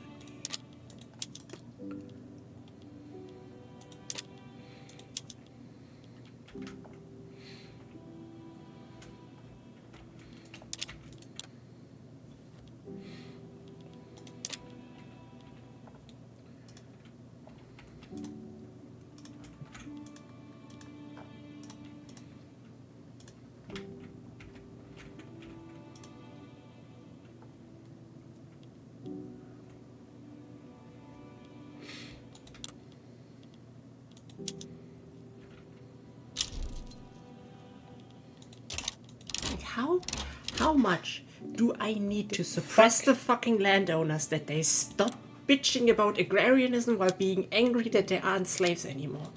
That's oh, the Chinese have a revolt. That explains everything. Ah. Yeah, it was like oh, My routes are being removed. What's happening?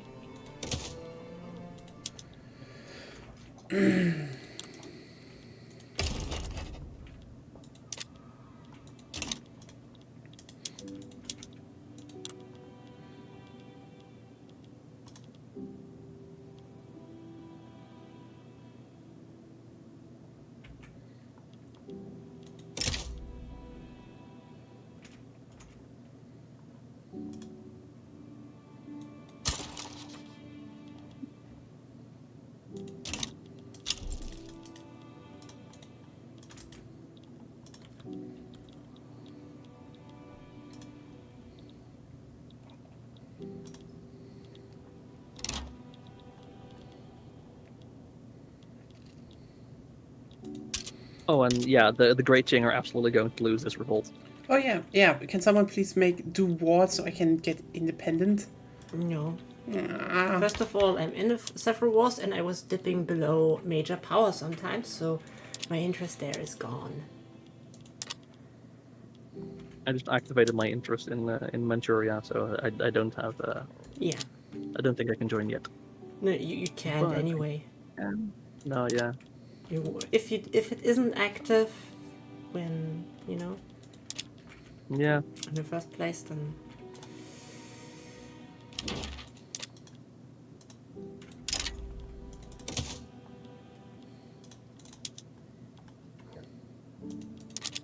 Did help.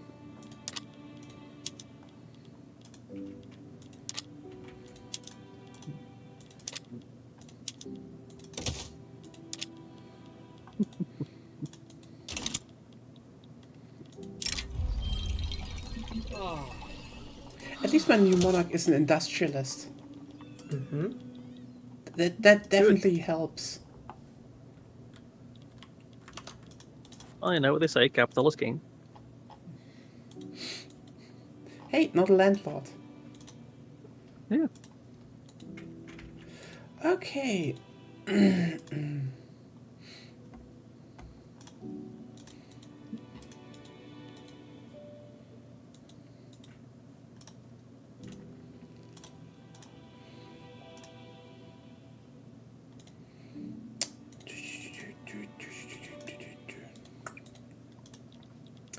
I am going bankrupt because of the fucking Chinese. These gobsmack idiots can't do shit.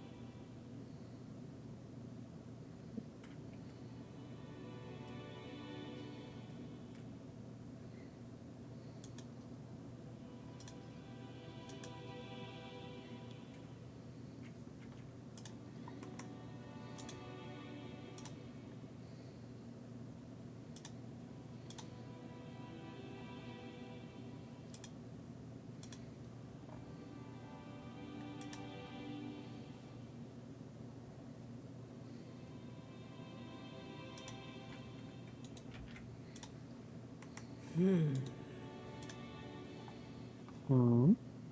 not sure how to proceed since my landowners are in a perpetual state of anger.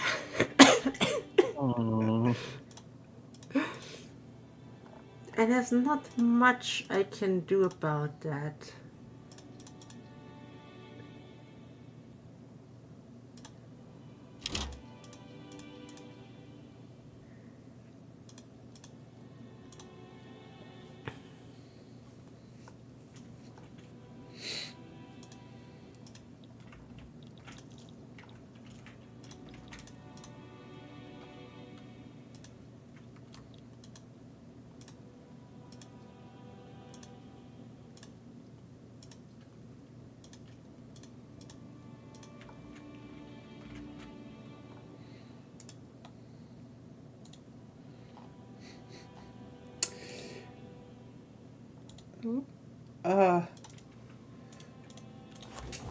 I guess we're there's a new round of leftist beef over infrastructure and housing.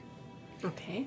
Oh God, what's it this time? YouTuber made a video about why are housing prices so high, and basically was just like it was basically just it's all about on private equity companies, and you know Alan Fisher. No, but I mean, He makes basically private a lot equity of, is part of the problem. Don't think yeah, it's the sure, full. sure, but like he was also like, hey, because he basically wrote an answer onto another video, like, listen, if you like, he's like, you kind of they leave out a lot of stuff because, for example, if you say, oh hey, housing, is just going up because of private equity companies. But then, if you look at, for example, cities like Minneapolis and Austin, where they build a lot of housing and the prices are going down because the demand is actually met, it's like, not only that, because, there is to a degree, problem of not enough housing available that just gets amplified by equity problems. Or, that he's like, hey, you don't talk about zoning laws, you don't talk about NIMBYism, you don't, it's not about... Adding regulation. Yeah. Where he's like very clear about, hey, that's that a lot of leftists are just like, capitalism bad, we just need to overthrow it and the problems will be fixed, and not that Well, Some problems you've will. still got a market effect. No, it's more like it's more in the sense that Even if you abolish the market, you still have the problem of, is there enough houses for people? You're still going to have market. You guys still going to have market mechanisms. not only that, it's not In the, terms it's not of the point. in terms of supply and demand, basically. That's in that sense wouldn't be a market thing, but more like, are there enough No, that's houses? a market thing. No, it's Only more, if you it's, buy shit, it's a market. I mean, it's also not the. It's also just the part that, for example, people who own single-family homes, go to, town meetings, block new zoning laws and shit. Because, like, for example, zoning laws and stuff are something that you still need to take care of. That wouldn't just, vanish overnight if you That's kill off equity companies. Like, I get it because That's more of a US thing, as far as I'm aware. I'm not sure about German housing regulation. It depends here. Like, we have a lot. Like, let's just put it like this: we have a lot more, housing that, better zoning laws. Yes, and I'd say here it is probably easier, but it's not it's like the fact that, as he put it, like a lot of leftists, want, basically, are like, let's do socialism, but still want basically the single-family home suburb. And like, yeah, you know what? Maybe we should think about the fact that it's not a good idea. if we want to have the revolution, we don't want the single-family home suburb. We want to You can have a little bit of single-family home suburb. I mean, I think you need a mixture. let me put it like this: I just don't think the single-family home suburb is that sensible in how it's in the specific way how it's portrayed in the US and what people strive after. But yeah, apparently there's currently beef because pointed that out, and then hey, you just leave out a lot of things that also contribute to problems, and then that comet got hit, and you're like, oh hey, that obviously happens. Why is it always a purity thing in the left? Because a lot of stuff on the left online is proliferation, self-posing. That's sadly a thing. Oh, chronically online. Not only chronically online, it's also just let's just put it like this. If you make content online, okay, especially about things, you are incentivized to state things more radically. That's just a thing. Like, for example, if you look at how we talk about here, we have our own niche, but I'd say, for example, to a degree, the reason why we don't have that many viewers is we are not really putting out the hot takes, Like, imagine if we put our foot down on one topic that really gets people riling, makes an antagonist. That just gives us more money. That would give us more money. And the thing is... It would give us money? Yeah, people would give us more money then. Because they're like, I need to support my favorite online person that tells me how the world works. But we aren't taking money right now. How can you mean, make more of nothing? I could make money off that easier, okay? Okay, yeah. Better marketing strategy, that's true. It's just... The world is sometimes just a bit harder to do. Because, for example...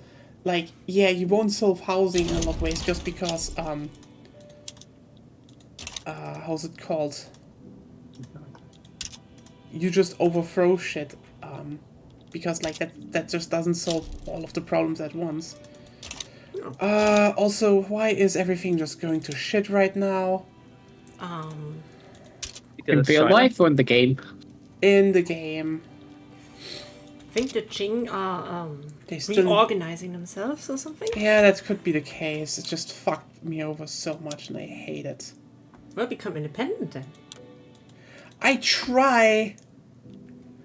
That's what they all say, and then they're like having an overlord.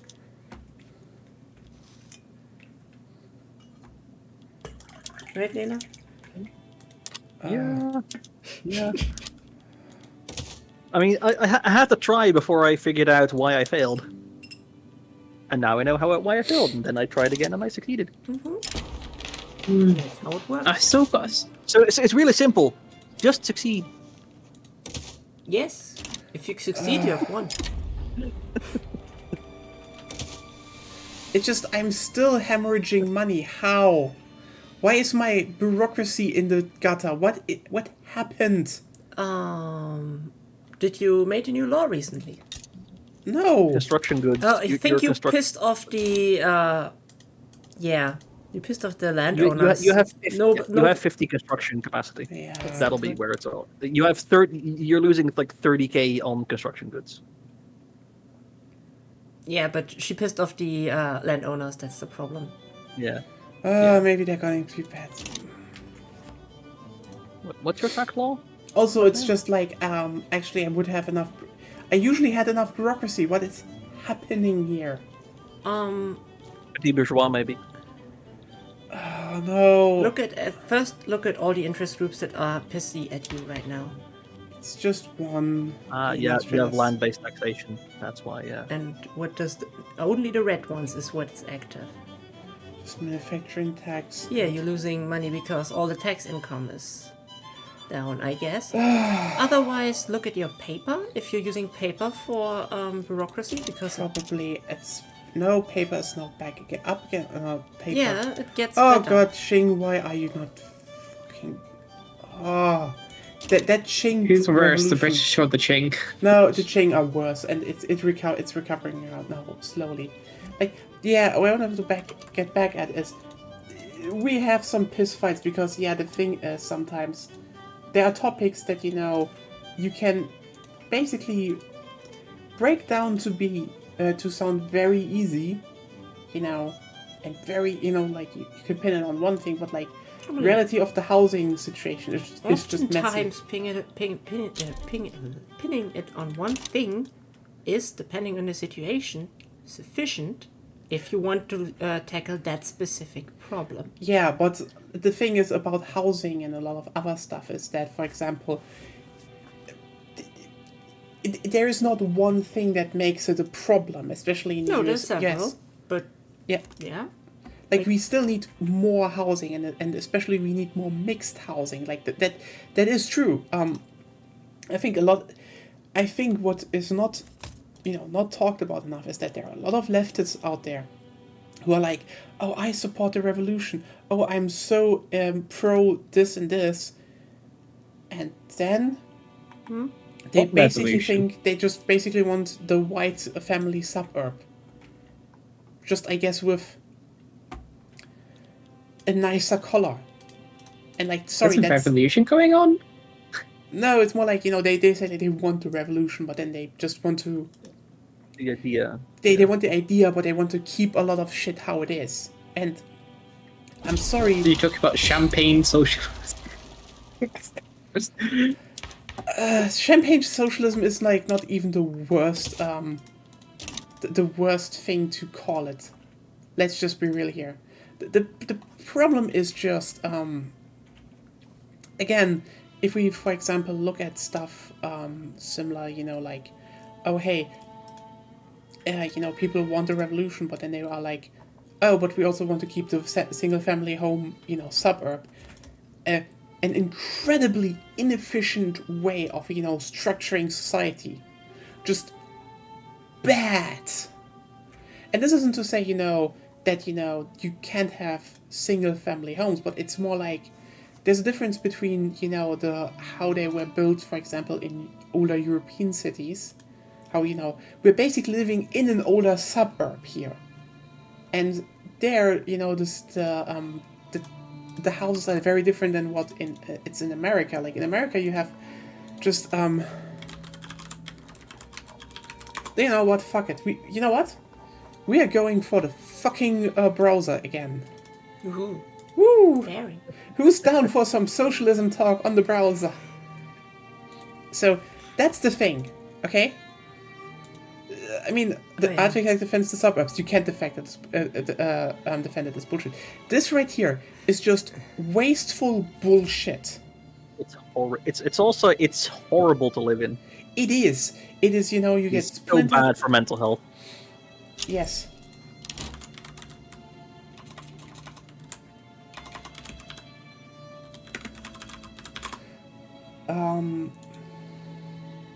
And the irony is that if you then look at, for example, to some European countries, it ends up being more and more like, okay, you have like, I can't even really look at find a lot of examples, but that you just have very dense housing. Actually, like the houses are literally side by side. France is attacking the chain. Yeah. Oh. But I can't. You can't what? Don't think I can join them. No, probably not. Damn it. You probably don't want to. Yeah, but like we call this in Germany, we call it the Reihenhaus. And this right here is just way more sensible. The row house.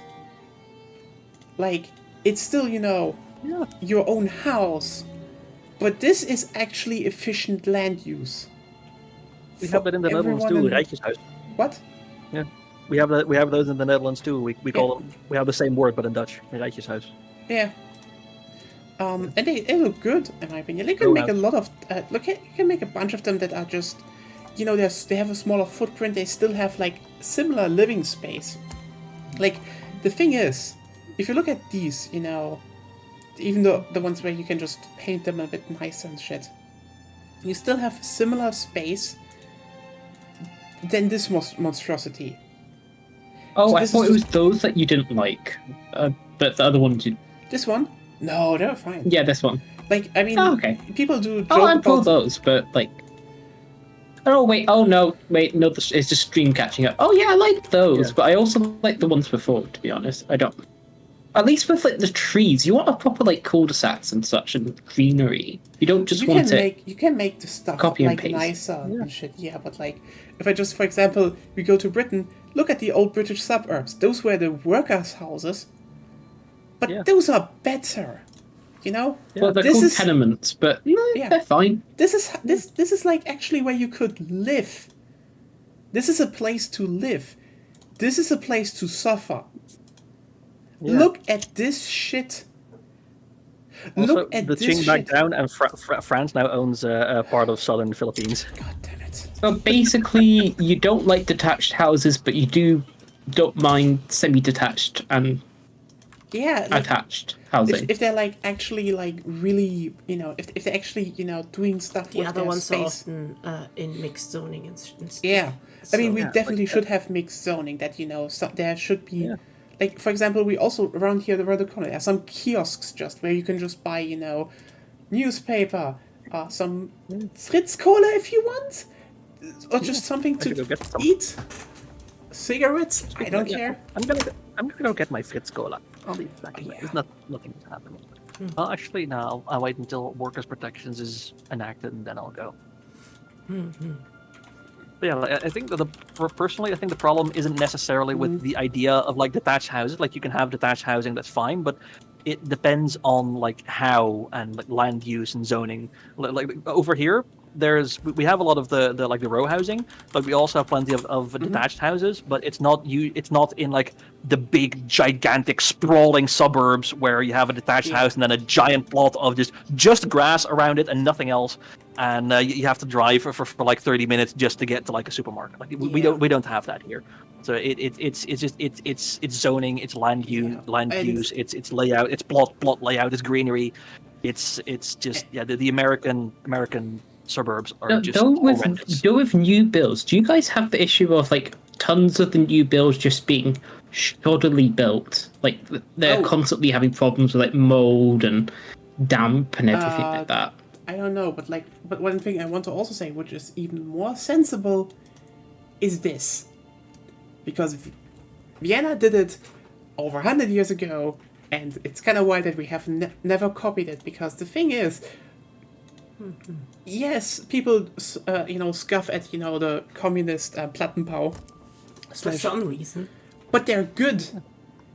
Like, the thing Yeah. is, this is what Vienna did. This was, the Karl Marxhof. You can see where it's coming from. And people still live in there to this day. Our president. They're greatly planned because, there's room. They're accessible. You have, your balconies. There's... I think nowadays you can actually wash in your own home and stuff because you actually have room in there. They're just planned bigger. I think that is the big difference in how we need to rethink shit, because they also have pools in those houses. They have pools, kindergartens. Everything is very much localized. This is really good land use, and those are cheap. People are actually moving to Vienna because these houses are still really cheap.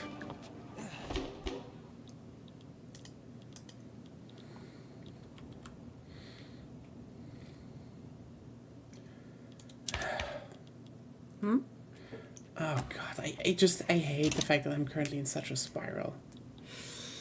You say you're in a spiral. I will regularly enact agrarianism only to cancel it at the last minute so that my landowners don't go haywire. Just kill him! I'm suppressing them! Next time I have a breather from agrarianism, I will enact secret police just to kill them. It's like, do you own land? Dead. Yeah. Are you thinking of owning land? Prison. How Do you much, own a how much cow? of- The cow is not land. It's property. Yeah, but how much of your military do the landowners control? I have no idea. Since I'm enacting agrarianism, they're placated right now. So, but not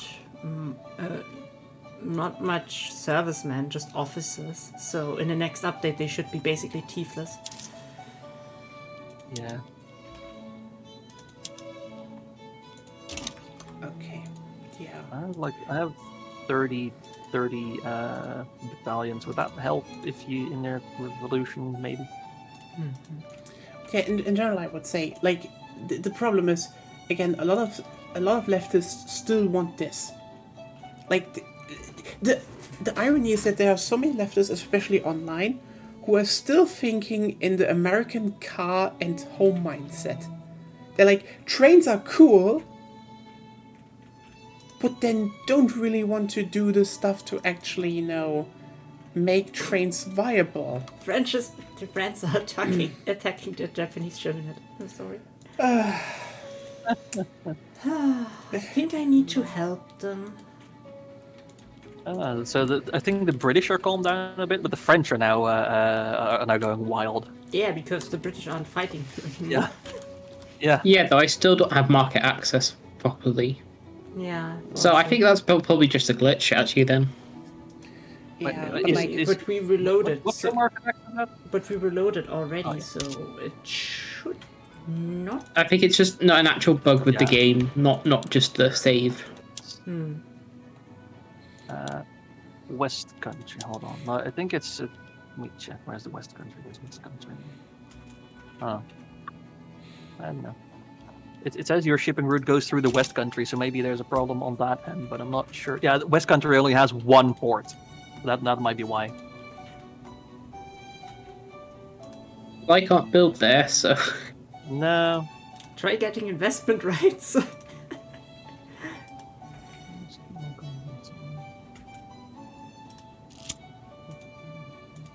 Yeah, I can't get the investment rights because I'm not an independent country. I'm a puppet, so.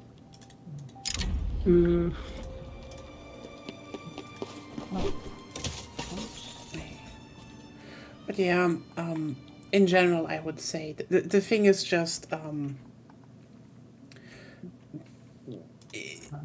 I get it. Like, a lot of stuff from capitalism does make things worse, but we have different structural problems as well, and again, a lot of leftists do not want to actually tackle with a lot of the underlying, also just with the underlying problems.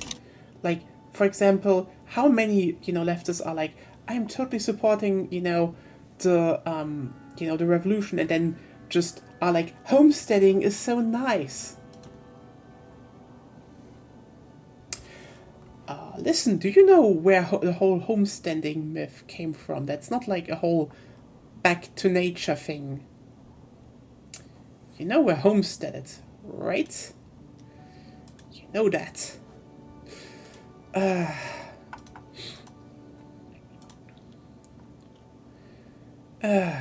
Can someone maybe get my interest and I would be in the plus again? No, I don't. I hate everything.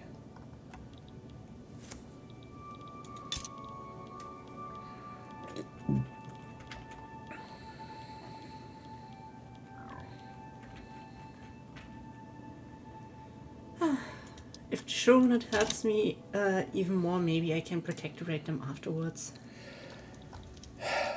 God, you're really conquering everything of Southeast Asia.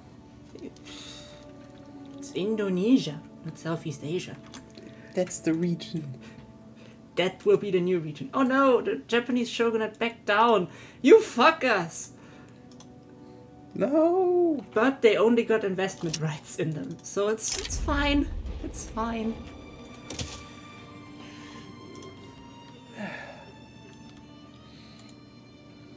Oh yes. A defensive pact with Great Britain to piss off the French.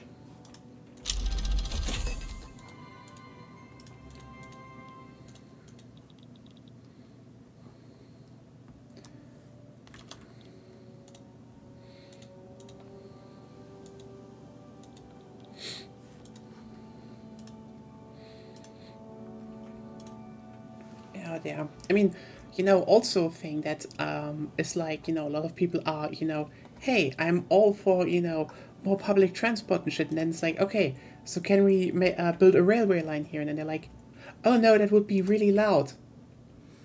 Like, a lot of them are NIMBYs. It's just... Fucking like them fucking Greens. It's a lot. It's a big mixed group, but yeah, a lot are NIMBYs, because it's like I don't want that to happen in my backyard. It's like, yeah, it's funny when the Greens are anti-trains, anti-high-speed rail, and anti-electricity pylons. Yeah. And anti. That's actually a bit more. That's actually a bit more different because, like, for example, No, that's a thing. Happens here, but also, for example, a lot of those are, okay, the thing is, and I need to pop a bubble here. Yes, a bunch of, infrastructure stuff gets, blocked by nature conservation groups. No, this did not. In the UK, it wasn't nature conservation groups. It was just he doesn't like the look of them. Oh, yeah, that's also. And it was for connecting with turbines. It was specifically for connecting with turbines. Yeah, that's also what happens here a lot. That a bunch of nature conservative groups just protest for things that are suddenly there, and then it turns out a lot of them are just like funded fronts by conservatives that just use that. Oh no, it's not funded by the conservatives. It was just he doesn't like them. I know a bunch of them are for real. I know, but like a lot of them are actually just. He's just an MB. Yeah. It's just so stupid, and especially when people are like, "Oh, trains are so loud." The fuck. Seriously, railway lines are comparatively silent. Just. I can't even, like, people are, oh, we need to, bury them underground. No, just build an elevated railway line. They are silent. I think the reason why people think trains are loud is because trains only come by every so often, so you notice them more. But like a highway is more of a constant drone, which is easier to tune out. Even though if you live next to a railway, like people who live close to railways will eventually just tune out railways as well. It just takes a bit more. I mean, so the thing is, that's why the idea exists. That's. I don't think anyone ever has, in any of the streams here, noticed that we live near a railway line. Like literally across the street is a railway line, because trains are just very silent in comparison. Yeah, they are very silent, and the fact is that. The fact is just that every time someone comes and is like, oh, have you ever... because I think a lot of people just don't know about trains. They maybe, hear about trains from, how's it called? How's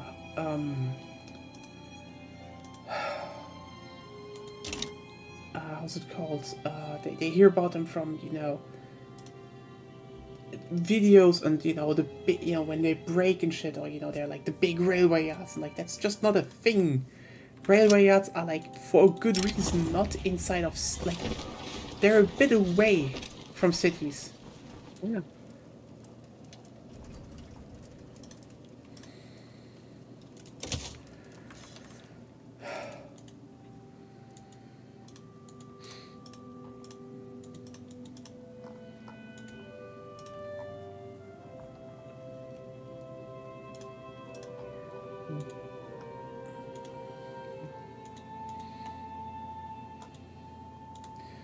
Yeah, I think that is just probably one of the okay, you know what? This is probably a hot take, so everyone who listens to this on YouTube or later or now, the thing is, when I look online and see a lot of leftists talk about politics, I get the feeling that a lot of them don't want to actually dismantle the system. They just want to that it changes hands who has the stick. Yeah, you quite often we call those Marxist Leninists, but not only them. not just them. Not it's only not just them. yeah, I was going to say it's not just them. Because like when I, for example, see that a lot of them, when it for example people talk about societies that just use conservative language, and I'm like, hey, why do you keep using words exactly like conservatives do? And like when they sometimes use them to specifically target minorities, queer people, etc. And then queer people use them and like, oh I just used them differently. No, they will use the same way back at you. It's the same how people are like, oh, look, I'm just reclaiming a word. No, you're just giving them a smokescreen right now. Reclamation is not an active process that you just decide to do. It is basically just a word for a big cultural shift that happens over decades. Yeah. But the thing is, a lot of leftists just do not want to face that. For example, oh hey, I grew up using this 4chan, a 4chan Nazi symbol. Let's just pretend I'm using it in a positive way now, and we just all pretend that it's not a bad thing. Okay, so yeah, at some point you just have to realize a lot of them just do not want, like, I just think they should be in power, not that, there is a system you maybe need to actually change fundamentally. Like, I know people probably love it, like, oh, hey, this and this railway line, for example, when I joke about every railway line should be electrified and have, 10-minute service. Like, yeah, is it maybe a bit utopian to demand that on every single railway line? I know. But also, where the fuck is your spirit? Or are you actually afraid of the fact that I would unironically ban cars? In most Yeah. scenarios. People will, but what would I do without a car? Listen, if you really want to dismantle a system, you actually kind of have to be like, hey, maybe cars are a problem and you should offer alternatives, yes. But at some point you should just realize you have to work towards, for example, just say cars are banned, except if you, can be like, put down, a reason why you need one. Because some people need cars. That's just a fact, I don't think Nye's getting elected, though. I don't think so. I mean, hey, one of my other policies would be like, Germany and France should unite to be one super state. I don't think you're getting the Volkswagen lobby behind you. United States of Europe. United States of Europe. Actually, I would just nice, rename it Karlsreich again because Charlemagne. No, First. US of E. USE. USE. But yeah, what are we going to do with the countries in between? Luxembourg, Belgium, Netherlands. What countries? Oh yeah, Yeah, that's what right. countries? What countries? Again, USE. Well, no, so say like France and Germany unite into the Karlsreich, or the People's Republic of Carolingia, and then the Benelux also reunites as the That's Benelux. Luthringia. yeah Benelux the People's Republic of the Low Countries. Yeah, that's good. That sounds good. Under Dutch leadership, obviously. Yeah.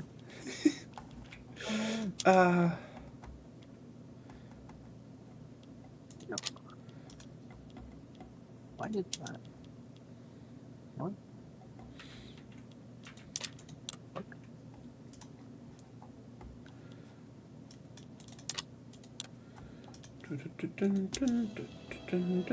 Yes, use that electricity, please. Reduce my subsidies. Reduce my subsidy cost. Please, people, use my electricity. Why are you even trying It's so to cheap. build electricity with this weak of an economy? Oh, it's so hard starting off trying to get starting to get electricity off the ground Yes, that's why I'm wondering because why nobody you're wants doing it. I don't even have. No, I already built them all, Yeah, but like once you why? got them, it's not so bad. But because that's the only way I can improve my productivity, Is it? which grows my economy. Yeah, it has a bit. Yeah. I would assume overall it costs probably more jobs than not, and you're not that big.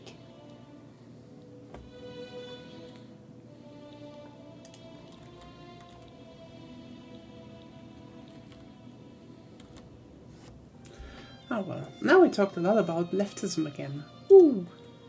Well, I guess. On a Nya stream? Surely not. Oh yeah, I know, I know. Politics. It's just, what? it's just a thing that, like, yeah, I think a lot of people really do not want to change the actual systems they live in. They're like, we just need to overthrow, you know, the ones with money, and then everything will be fixed somehow. And like, no, that's not the full solution. You say that, but also the process of trying to overthrow a system, well, that can sometimes have unexpected Oh, yeah, sure, or unwanted sure. consequences. Sure, it's like there's Cough, just cough, Russian Revolution. there's a lot of things about that, but it's like it's just a thing that, again, when I look at, especially And also, if there's a online- revolution, it doesn't mean your side's going to win. Of course not. It could be the far right, yeah. which we don't want. But they do one anyway, so. Yeah, I mean, the big thing I would say is that a lot of people in, you know, especially, again, my observation is that a lot just want to do the same, but, you know, maybe with a different color, and like that. To a degree. Sorry. Mm-hmm. Yeah, I think to a degree, it's that people just haven't really thought about it much, and they can't really envision anything very different. Like they can only True. think about society and the world in current terms, and they just can't they can't imagine how things would change. Yeah, I mean, the cynic in me, you know, would also just say that I think a bunch of them did think about, you know, certain parts, but they do not want to change the status quo because it would maybe not benefit them As much. Yeah. as much. It's like, oh hey, actually dismantling, you know, systems of oppression. Well, suddenly, you know, you can't really bash that, you know, because even when you look at, you know, for example, the queer community, they're not a unified monolith. We generally have, you know, interests, but holy shit. If you, for example, especially look at, for example, some gay men, they will be like, we love everyone, and then just say some of the most heinous shit you could ever imagine. That happens. Yeah. And similarly, yes, there are also some trans women who are like saying some really horrible shit because, you know, they just got it really good with, you know, at least they got it relatively good when it came to monetary parts. And, you know, then you have the very obvious, look how many trans women are killed, and then they leave out how many of that are trans women of color because, yeah. But that's the What thing. is intersectionalism? What is intersectionalism, indeed? But that's the thing. Actually, really trying to change the system is hard and could maybe be uncomfortable. And people do not, for example, want to leave their car alone. So they go for, yes, we want to. So yeah, this is why you sometimes just end up with people simply blaming the housing crisis on some capitalists because that's, you know, a catchy thing. It gets your audience really agitated, and again, agitated audiences buys your merch, spends money on your Patreon. That's just the thing that happens. It gives you more views, which means more ad revenue. Yeah, it's just the moment you make YouTube your job, you get incentivized to do everything a little bit more radically. And this goes in both ways. Because, like, we all know the right-wing grifter. We all know because the right-wing grift is, you know, comparatively flashy. Like, you have to say some absolutely insane shit to make the right-wing grift. You know, you have to basically label everything as woke that is just I don't know. You just have to actually make up rules for woke by the minute. It is so And obviously... degenerate. What? Oh yeah. I Woke thought- and degenerate. Woke, degenerate, and leftist, and then you're like, what is the category? And like, oh, this hair is just a little bit too brightly colored. Oh, okay. Blue hair, that's woke. You've got hair, that's woke. The You're breathing. Sometimes, yes. That Space Marine has dark skin. Is this woke? Well, that is very thinly labeled veiled shit, but like, yeah. You have to think about how far in the stupid range we've come, that people are calling the satirical fascist empire to woke. Because, it doesn't have any meaning. It's just about, like, I think the right-wing grift is obvious right now, because we can all see how it's just very, very thinly trying to simply rile people up. That's it. That's the thinnest part of it. And people get it.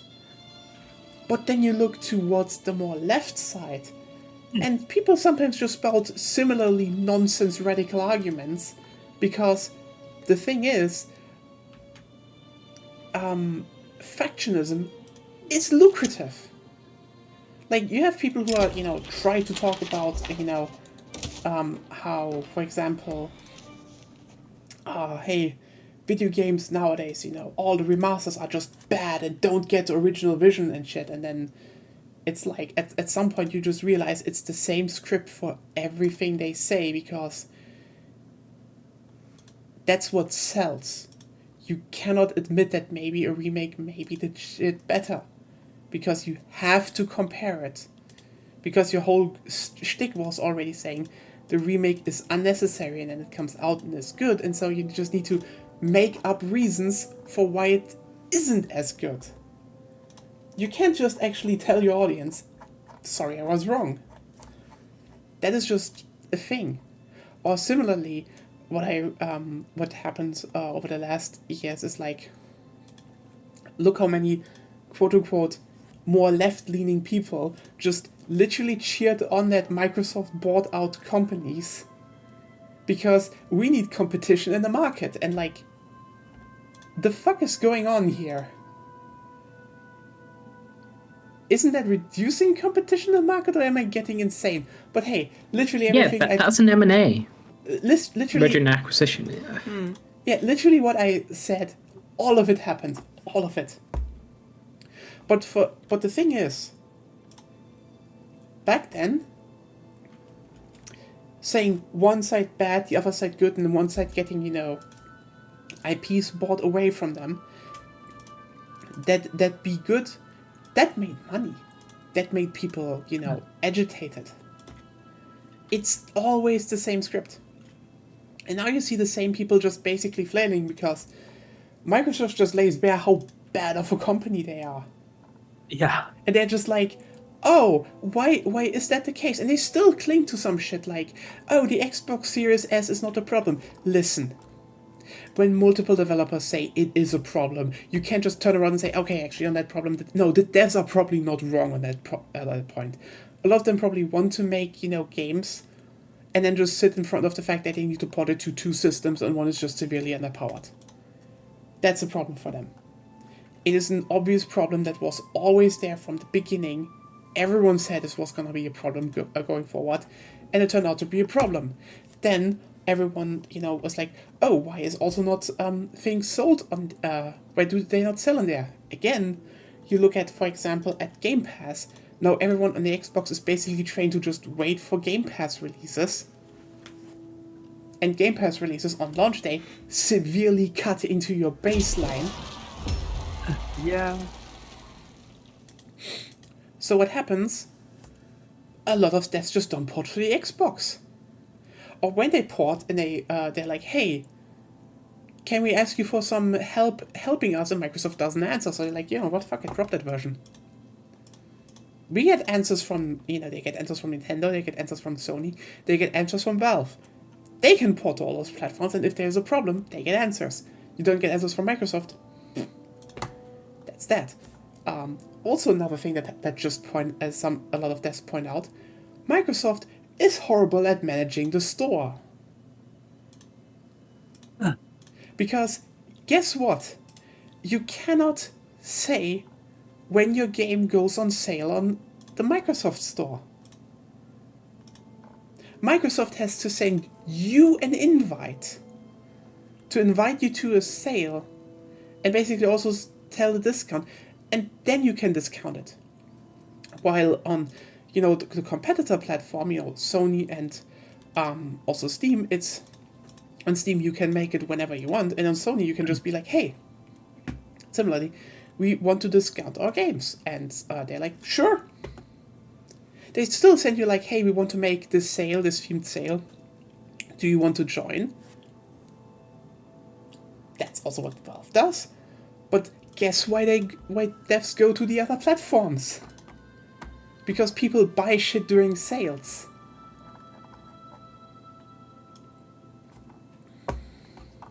And then you look at all of this and you're like, this is just a steaming pile of incompetence, isn't it? And that company bought 2 major publishers and is now an IP graveyard. They just confirmed Ghostwire Tokyo and the Evil Within are literally now in the graveyard because Tango maybe still exists under Krafton, and yes, Hi-Fi Rush got out.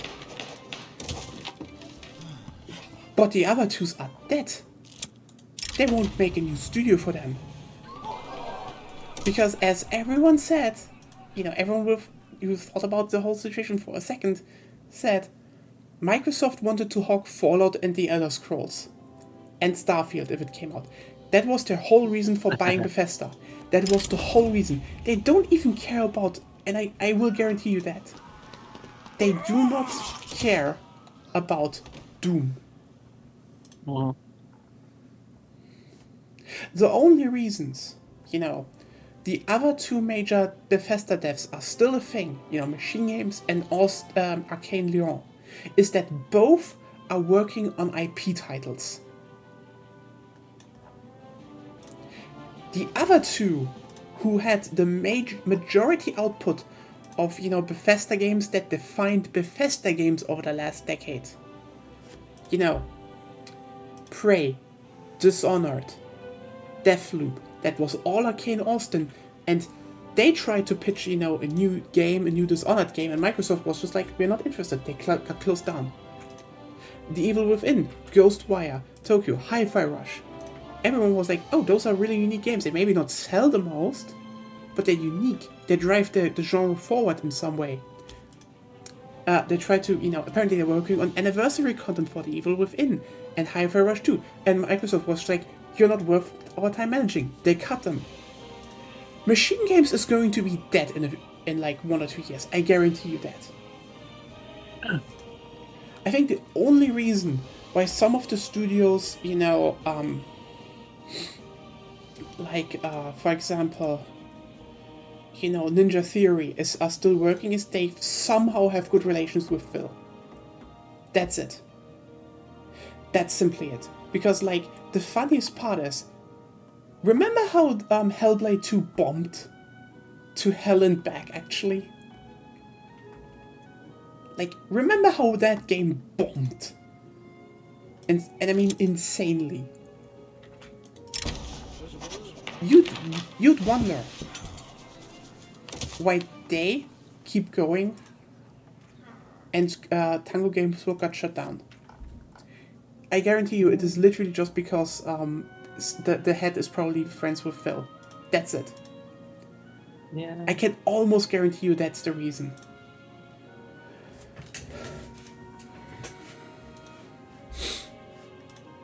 But hey, doing factionism made money. Being really gung-ho for one platform makes money. Because the human does not go online to actually get informed about the world. The human goes online to get their biases confirmed.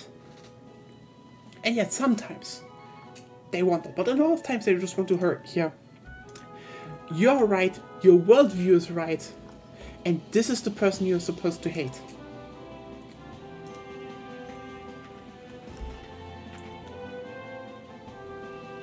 That's it. Yeah. And that dynamic is everywhere.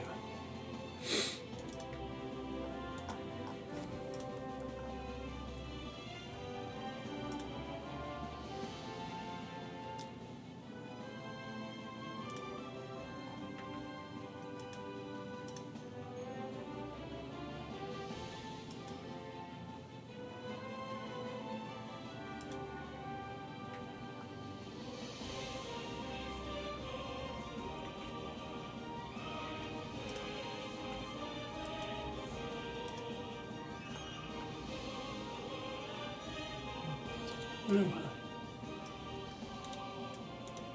well.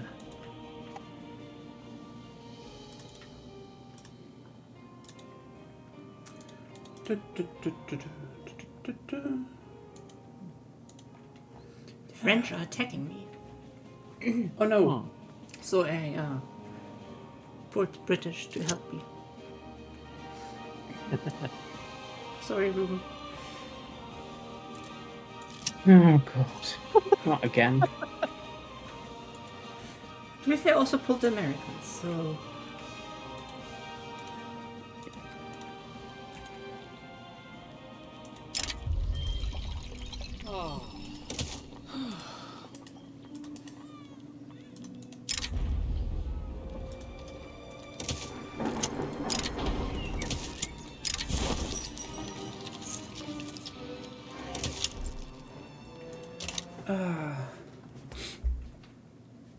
Oh yeah, you know what? Let's go to more back to more fun stuff. Have you read the new article that like Cincinnati built a subway tunnel and never finished the subway? And now they're like, what should we do with the subway tunnel?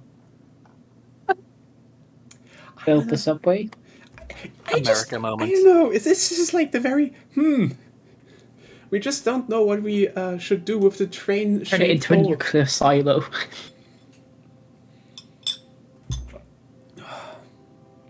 So fucking funny. Just finish the metro. Literally. Oh, but that's all that needs sanitized. Who cares? Finish the fucking metro. Like, the moment people pointed out how much that would actually help, it's like, yeah.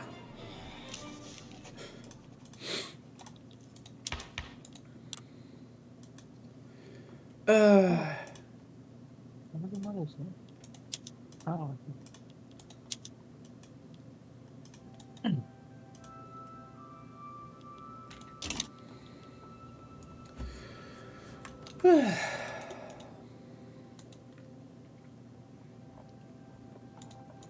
Well, I have more prestige than Brazil Nice. and Romania and Canada and Fuck you. and Japan.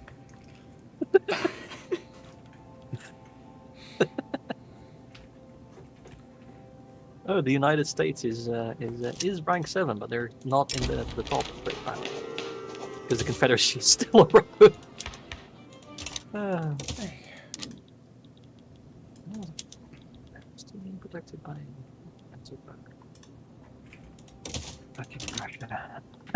Catalonia. Ooh, hang on. What does Catalonia have? Can you?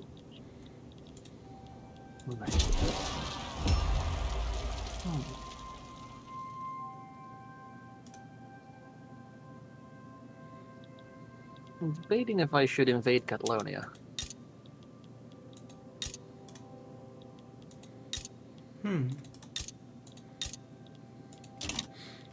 They don't have sulfur, but they do have lead.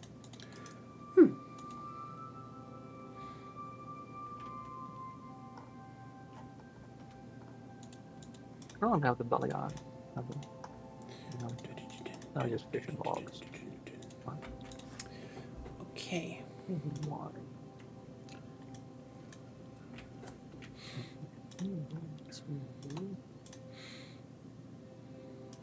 Sun. Kind of risky. Okay, very short.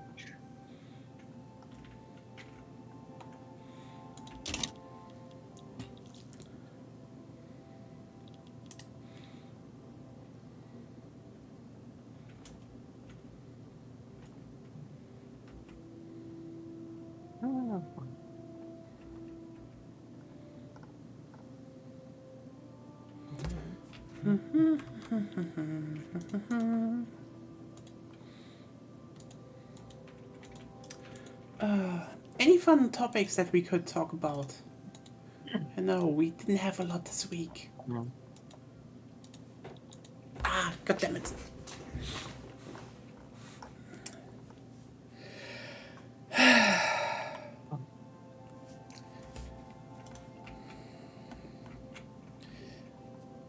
I mean, I guess you could do a PSA for cat owners, that is, try to get your cat to be, used to getting showers. It's very useful, actually. How to train your cat. Yeah, I mean, the thing is, cats usually clean themselves, okay? So you don't need to do a lot. But you should, for example, you should actually go and try to, get them used to, for example, being washed and showered, because a cat will not always be able to clean themselves. And the older they are, when you need to do that, the harder it is for them to, not be afraid. Because, we just actually watched a video about, an old cat that's 15 years old, has arthritis, can't clean themselves anymore, and they just needed to be groomed and showered. Period. Yeah. And they were just like, holy shit, there's water, what happens? And the thing is, you should really get your cat at least used to water. Yeah, they don't need constant showers like dogs, but they should be used to that, because it will just help when you need to actually clean them yourself. It's just a good PSA, similar to, hey, you live alone, you have a fridge, defrost your fridge. I know, it's just, apparently I shocked some people saying that you should defrost your fridge, but you should defrost your fridge. You want to keep your fridge going, you should defrost it. It just saves money, by the way, and electricity. And I feel like it's one of those things where people are oh, why should I do it? Why is that a thing? I'm not really good at that, okay? I usually do it once or twice per year. And I just did it this week. And what's the finger to the right of your thumb? Or to the left, the one adjacent to Your index finger? It's the index finger. I felt the middle. No, that's the middle finger. The index finger. The ice buildup was 1 index finger long. Ooh. That's a lot. That's a lot. Okay, that's, for one thing, just space. That's just not there. Yeah. But also, kind of important, this will interrupt with how your fridge will detect how cold it is, and they will just freeze more. And that's not good. Costs more energy. It costs more energy, a lot more energy, actually. Yeah. And it means that stuff in the back of the fridge will get frozen, and if it's in the fridge and not the freezer, you probably don't want it to get frozen. Right. Also, your freezer sometimes also just doesn't have that much space. So just really plan around the fact that, oh, my fridge gets empty. Actually empty it, defrost it for a day, and then just refill it. You can even use fun fact. I know the best and easiest, the best way is to just leave it open for 8 hours, but if you're careful, you can use a hairdryer. Just warm it up a bit, loosen the ice, just take the ice out, and the moment the ice is out, just let it dry a bit, wipe it down, and it's fine. It's actually fine. Also, PSA, check your freezer every once in a while, because I've had on a couple of occasions over the past 5-6 years that I've noticed that my freezer doesn't seal properly anymore, and if that happens, even if it's just for a day, you can have a huge amount of ice buildup, and you have to kind of do the same thing. You have to get everything out of the freezer. You have to I've spent a good amount of time just sitting in front of my freezer, literally chiseling away at ice, just to make sure everything would go back. So yeah, check your freezer and make sure that the door is closed properly, because it will fuck your shit up. Household tips. By the way, you know what? Let's just continue with that. If you have like a floor that's like wooden flooring or linoleum and stuff, wipe it. Just wipe it. I know you'd like, oh, but I went over it with the vacuum. I don't see shit. Yes, you don't see shit, but there is shit. You don't expect it. But there's a lot of, dust on your floor that you do not see. Just literally trust me. Go and just wipe it. Just every 2 weeks or so, just wipe it. Hello, Zep. How are you doing? We're talking about a bunch of stuff. NIMBYism. Currently, it's household tips, actually. Yeah, we went through leftism to NIMBYism to household tips. Yeah, I don't remember if we did anything in between. Also, a good tip if you start living on your own, get a wok. This is woks are like the best. Like I generally would say, wok or like a big pan with a high rim, because you can make so much in that. From sauces, stir fries, generally frying. You could in a wok, you can even just boil noodles if you want to. Yeah. It's doable. Did you see the induction wok video? No. Do you know the guy? What was it? The guy it was American who was pro kettle. Who did is like the kettle's the best way to boil water rather than microwaving it like a savage. I mean, he's right. I mean, yeah, if you have an induction stove, that's true. Otherwise, use a kettle, like every European. But what was his name? It's the guy in the jacket, and the old person jacket. You mean technology connections? That's it. Yeah, he did. He literally, but he covered a induction wok. Yeah. Cool. Yeah, so you can make stir fries with wok, but in general, I would say, a wok is just I think one of the easier ones, because for example, you can just, for example, also just boil pasta in there, and then just just go and I don't know how to point it, how to say it. Mix them with pesto. Boom! You have pasta with pesto. It's delicious and easy, and if you live alone, that's perfect for you.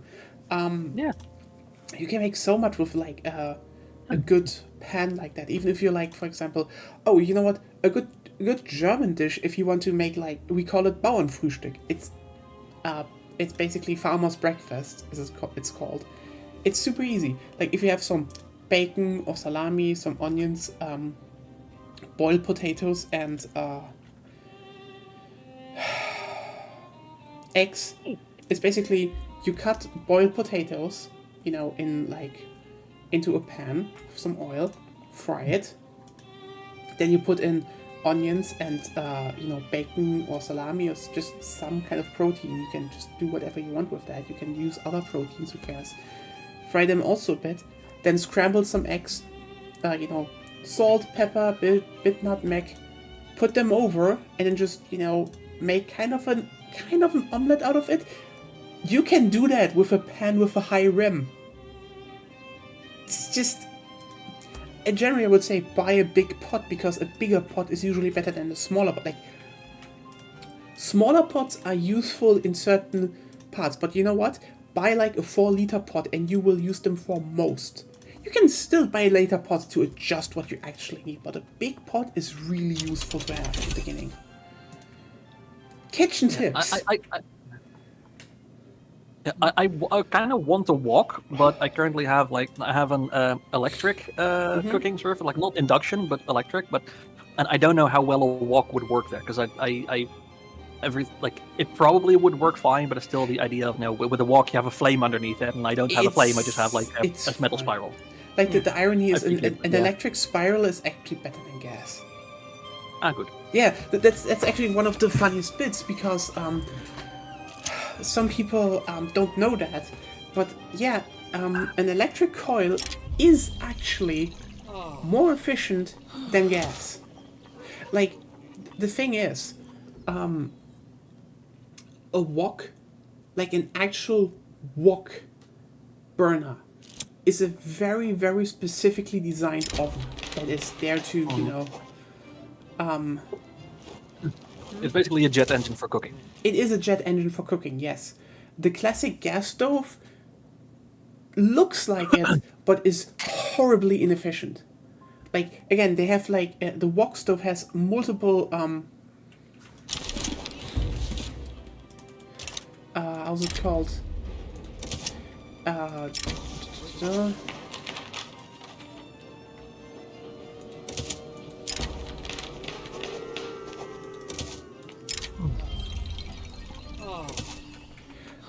the thing is that they, you know, it just goes up the sides. It looks impressive, but just a lot of heat gets lost due to that.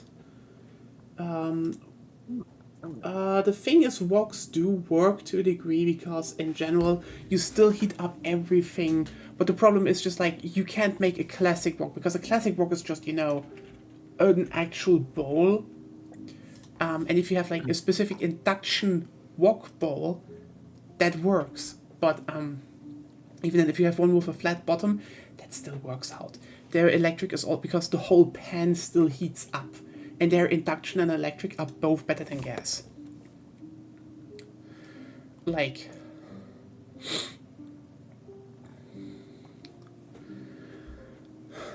electric is actually faster to a big degree than gas. But the reason why gas was pushed is the fact that, you know, electric got so popular, the gas industry actually went on like a propaganda spree to say, you know what, real cooks cook with gas, even though there was no substantial basis on that, other than it looks cool. Because the interesting part about this is, gas cooking is inefficient, and it doesn't even make a lot of money. But when you when you want to have a gas stove, you're just generally going to power your whole house with gas, and that's where they made the money. That's why they You have gas wanted for that. central heating. You have gas for your central heating. It was very popular in the US. It mostly emanated from the US, actually. Like the whole idea that you cook with gas, or that, you know, electric coils are just inefficient and bad, that is definitely something the US gas industry pushed. There is a lot of documentation about that. It's just, yeah. Oh, no, the thing is, I am still talking about, you know, back in the day, the electric coils, because, yeah, that race was obviously lost, because the thing is, with electric coils, a lot of people probably, you know, still had the idea in mind, oh, it's not getting as hot as fast, but the thing is, electric coils maybe start on lower heat earlier, but later on they just produce more heat, they heat just way better than gas. That's the thing. And they still heat up real fast. Yeah, they still heat up pretty fast. You just need to know how to handle them. But yeah, Zep, the thing is, the moment induction came, it just won. Because induction just was flat out something you couldn't... Like, the only thing you could say about induction was maybe, oh, you know, certain things didn't work out, like woks, and then they just, you know, the industry just made bowl-shaped induction stoves. Like, whoops. Now it works. Induction wok.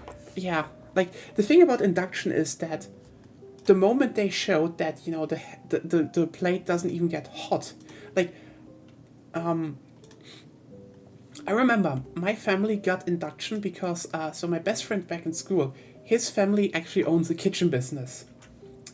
And I still remember how, you know, my family was, like, a visit with them. They got a lot of, no, they still got a lot of homes to still have gas stoves, but, like, that propaganda of, you know, the, you know, real cooks cook with gas, that was still a thing they did, like, a lot. The thing is just that, again, I think one of the most impressive things that she had was, like, you know, my friend's mother just put a towel onto the stove, like just a normal towel, put the pot on there, the pot boiled, and she took both off. And then my mom was like, what? And like, yeah, it just works because that's induction. You don't lose any power, but having a towel under it, like, even prevents the stove from heating up. So it's just safer, especially if you have children and shit. So like, yeah, induction took over because it was just so much better as a technology. Yeah. There was nothing you could say against induction. Like, the moment you started being like, oh, and is induction actually that good? You just kind of made a fool of yourself, is what I'm saying.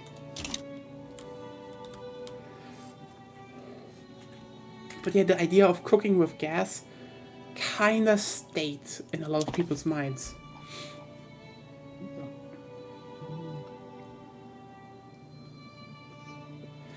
No, they definitely wanted to have people with, using gas inside of their homes. That was a whole thing that was documented. The thing is just, there was a lot of things about that. Like, yeah, when it comes to grilling, it's like, gas, gas versus inside. Even then, electric grills are also pretty fine nowadays. But yeah. And wait, how did we get here from defrosting fridges? Oh yeah, I said get a wok.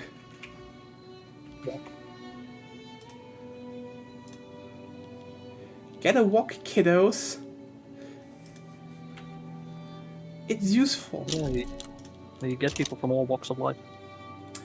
Oh god. That one was bad and you should feel bad. I know, it is, I don't.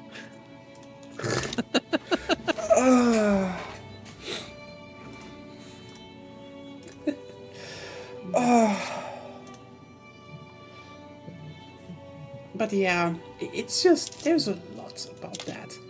I think people really, when it comes to living alone, it's like just really try to just watch out. Like, for example, also get your spatulas out of wood. And maybe plastic, because like the moment you go and like, metal stuff is good as long as you don't use it on, non-stick shit. And I know most of you can't handle stainless steel.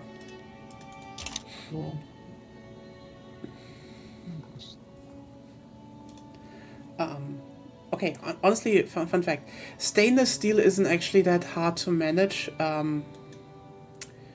So, you know how you check how to use stainless steel? You go, okay, you heat up your pan, you heat them up really, really well.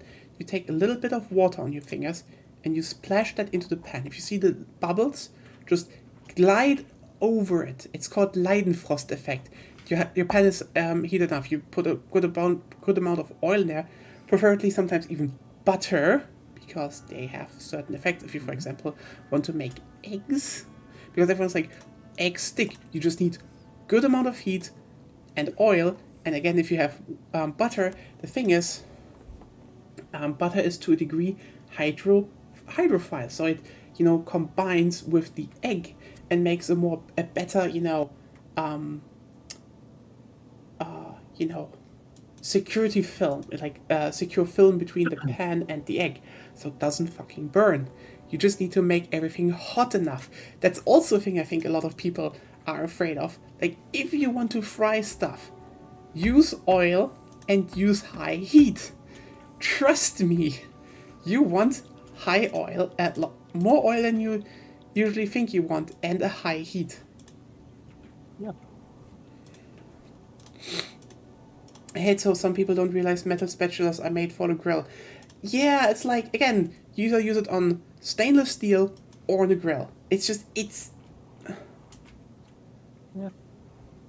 Also, when your dish calls for butter or for an oil, make sure it's the correct oil. Oh yeah, also, big thing, okay? Especially if you're, for example, living in Germany or something. When people say, use butter, here's the thing. Especially in Germany, they mean Butterschmalz, which is clarified butter. Because clarified butter doesn't burn. Yeah. Yeah, ghee is like the fancy word. Everyone's like, oh, look, I'm using Yeah, ghee. well- Ghee is also a thing we know in Europe for like centuries. Yeah. And we're making it. It's Yeah. cheap actually, it's ghee. It's the same thing.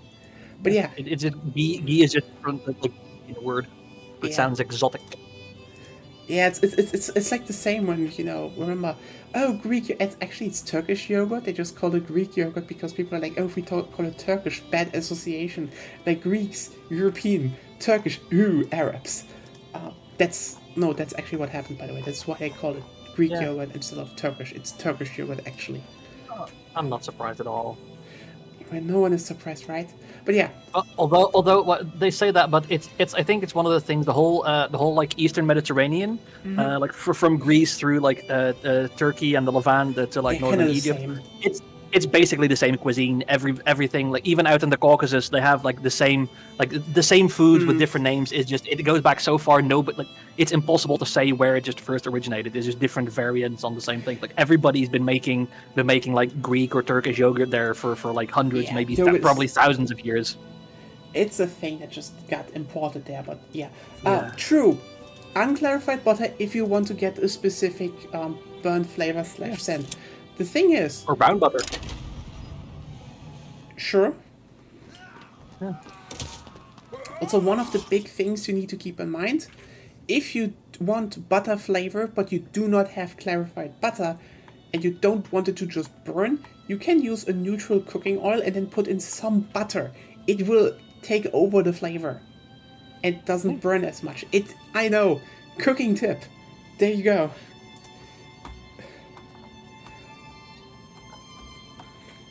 Also, here's the thing. Get a spice grinder.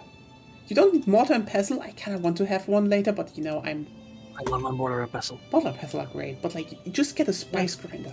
You can just Yeah. you're like, oh hey, this calls for this and the spices. You can just buy them at bulk in like the Asian supermarket and shit.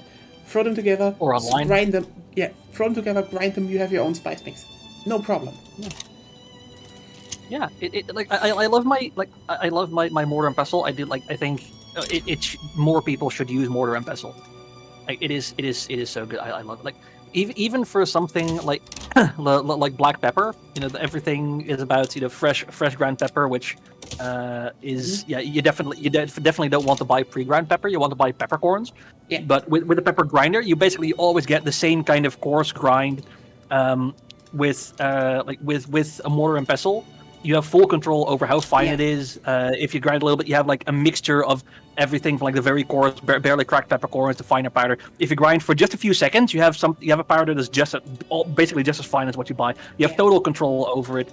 It is also just very fun and satisfying to do. Like I genuinely think mortar and pestle should be more of a staple kitchen equipment than Yeah. it is these days. I I'm a big mortar also, and pestle fan. you don't need to go really fancy. Like know, for example, a lot of people No. are like, oh, but I read online about molcajetes. Molcajetes are cool and you can use them, but molcajetes are very much for certain Mexican foods, while a normal granite mortar and pestle will do you way more favors with Yeah, basically every wonderful. other cuisine. Wonderful. Yeah. And you can still do the Mexican stuff in a granite mortar and pestle. They're just kind of like, and you don't even need to season them as well as the molcajete. They are actually way better and harder because granite is actually really, really hard. Yeah. Just a tip here. From the Yeah, like the one I use is also is granite. It is it's very good. oh god, I still notice how my throat is a bit weird.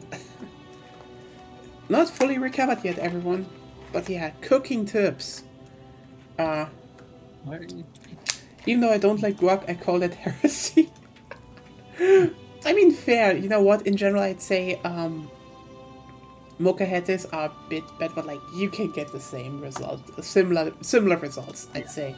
It is basically the same thing, just a slightly different form factor. I know. Don't make stir fries out of a wok, but also like you can do it. It's If really it works, yeah.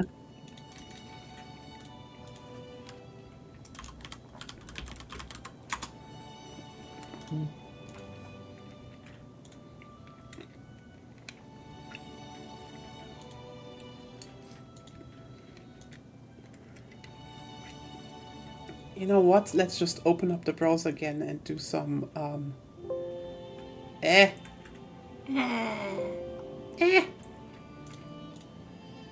Let's make some people angry. Oh, the Prussians are Yeah, at war. it's like, Yeah. you know what?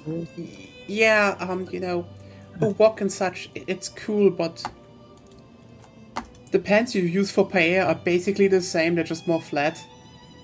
Yeah. You can just, it's like, the moment you realize paella is just a Spanish wok.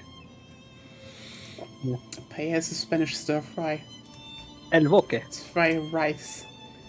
The difference is not that big. Actually, that would be something. You know what?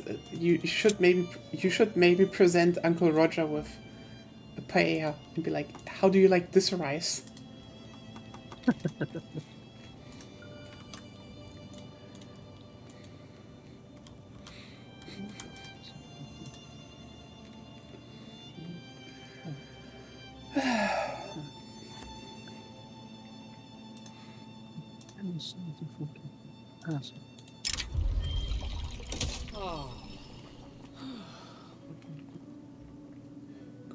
I might actually get a new law soon. Holy shit. Good. Yeah. DC made the world's largest paella a week or so ago. Cool.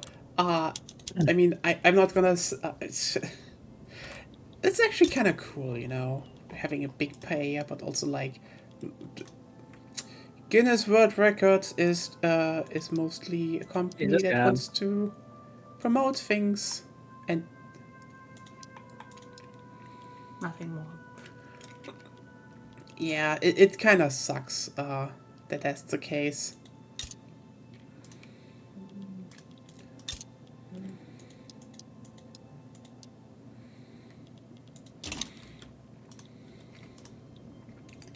Juan Carlos is a local treasure. I don't know who that is. 100% homesteading. Woo, let's go. It's Johan Karl.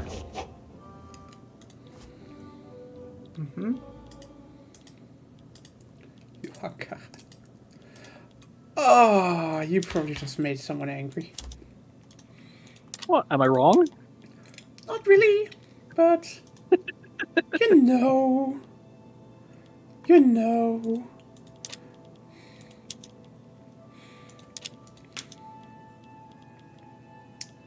They hate me because I tell the truth.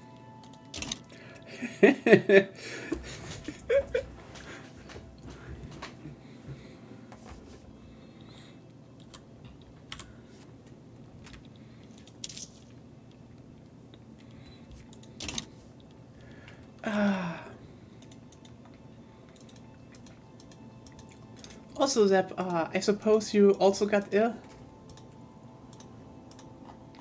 Because kinda hit us last week as well. Wait, I had a brain fart, not paella, but pupusa. What is pupusa? I'm afraid to Google now.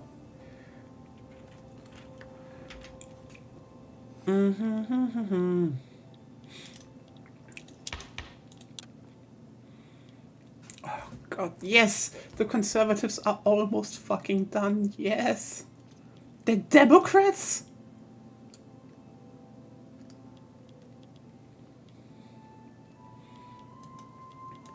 The fuck is going on here?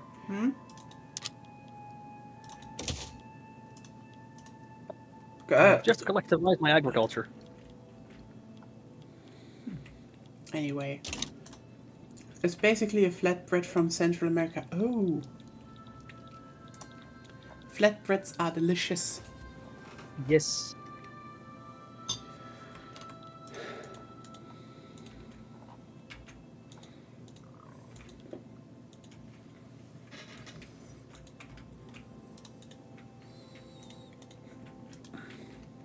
It's cheese. Oh my god, cheese infused. Yes.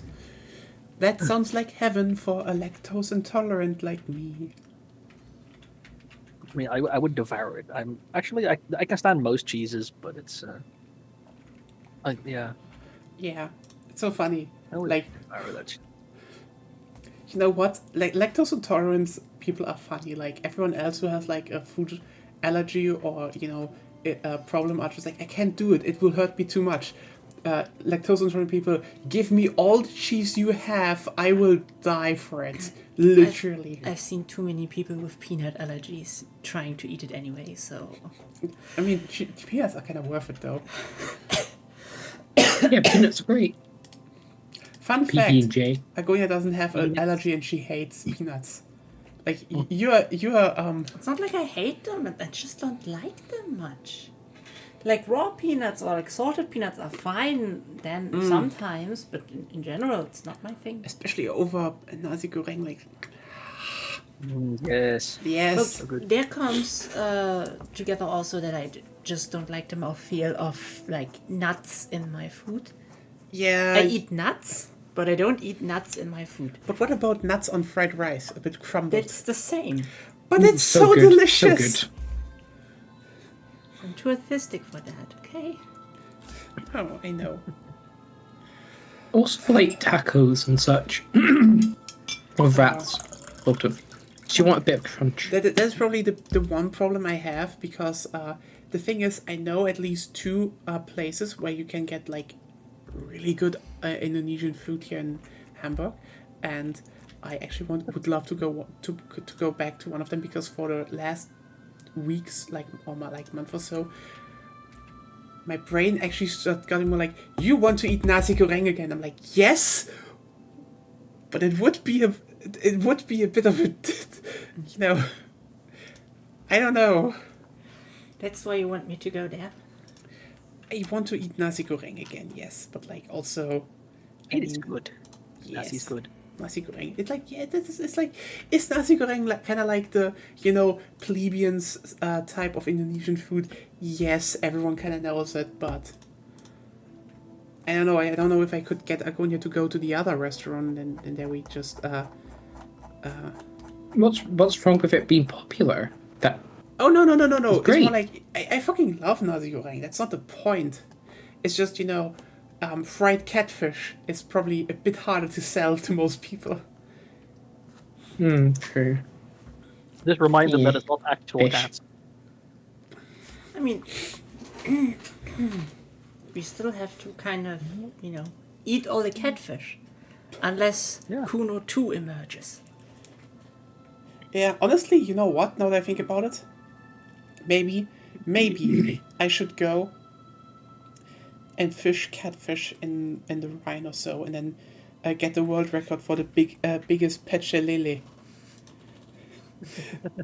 Because you know how What big catfish, feet- you know how big catfish can get.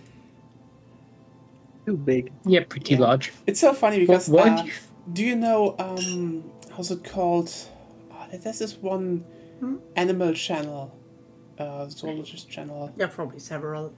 Yeah, the one we just watched recently. They're like fish that should actually be considered, horror material for Hollywood. And I was like, number one is gonna be catfish, and number one was catfish because people do want to ignore how big catfish actually get. Like the thing is, Yeah. if you want to make people are like, oh look, there's a shark in the Seine, or like this shark got so big. Like, listen, some sharks can get big, but like even though great white is not that big, and they're actually like mostly gentle giants.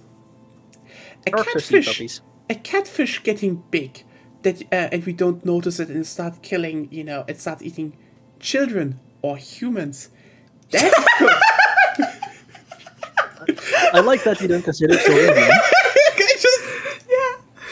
That was very funny. it's past 1 a.m. Can I get a break? No. Yeah. There's a reason why I wanted to say adults. adults will be hard. The real purpose of streaming is to bully the streamer. I mean, it's like that. Like children, yes, they will eat them if they're big enough. Not the children, the catfish. The adults, get mostly killed because catfish are shit at eating things that are too big for them. Yeah, but the thing is, a catfish getting, slipping through the cracks, or maybe being a bit more intelligent, and actually starting to eat adult humans. That could be real. That is terrifying. And like honestly, I kind of want to make a horror movie about like a catfish that starts to actually eat everything. Because people would be like, but they look so derpy. Yes, and you will have nightmares when I'm finished. Also, hello Zero Came. You really mean- just tuned in when I... That's what Said shit. catfish do anyway. Catfish eat anything they can eat, Yeah, and the thing is, ironically, even if it kills them. conservationists say we do not eat enough catfish in Europe because there are because there are too many catfish in our river, and we should definitely hunt them more and eat them more. And we're not doing that. And like, so I would say, get some Indonesian catfish recipes more popular here, so we can eat more catfish. I mean, in general, tasty. They are tasty, yes, but like in general, I see.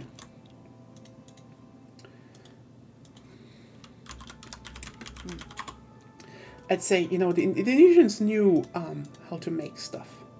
New? Yes. They still do. Oh They're yeah. still making stuff. Or do you think that maybe? Maybe they forgot or what? Yeah, they make their own whole power block. Or Fair. or does Indonesia still exist even? Maybe it just vanished when you didn't look.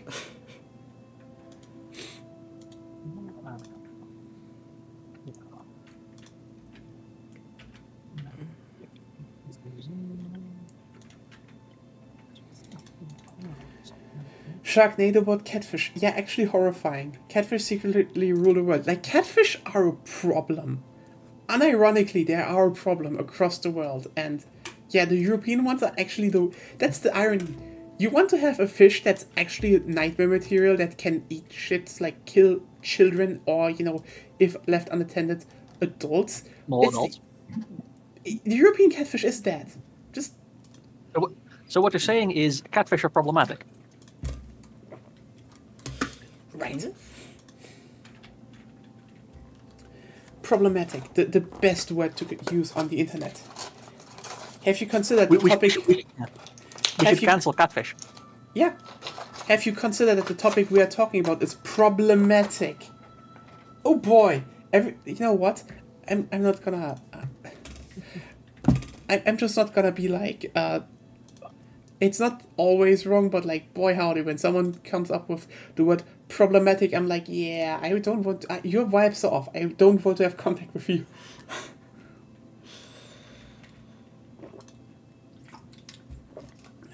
Catfish are probably pretty racist. I mean, they eat turtles.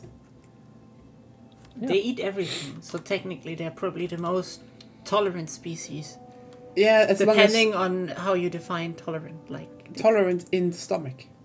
yeah, Nutritionally tolerant. they tolerate everything. They in there. tolerate a lot in their stomach.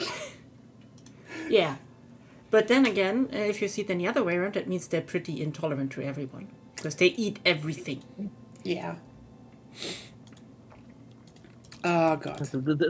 They devour everything no matter what. So they're capitalists. Now what?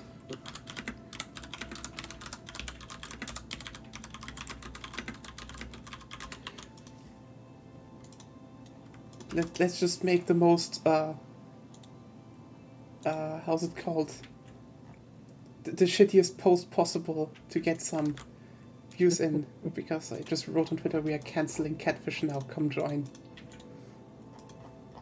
Damn catfish. The thing is just that if we cancel them, they're actually really tasty. We have already open hunting orders on catfish since they threaten the blue crab, which is a major economic and cultural thing. Yeah, I would guess so. It's like, eat the rich. Yeah, And the catfish. and the catfish. Yeah. Eat the catfish. Yeah, catfish are just like they're just like really a problem, and it's kind of wild that they're not considered like a fish to eat because like. Yeah, they're a bit more earthy, but like you can probably make fried. You could make fish and chips out of Earthy's catfish. Probably good. Earthy is good. Yeah. Like I've never had catfish and never will, but like I've made vegetarian haggis, and that can be described as very earthy, and it is extremely good. I mean, yeah, it's just like we had them because they put them into like at our local supermarket because they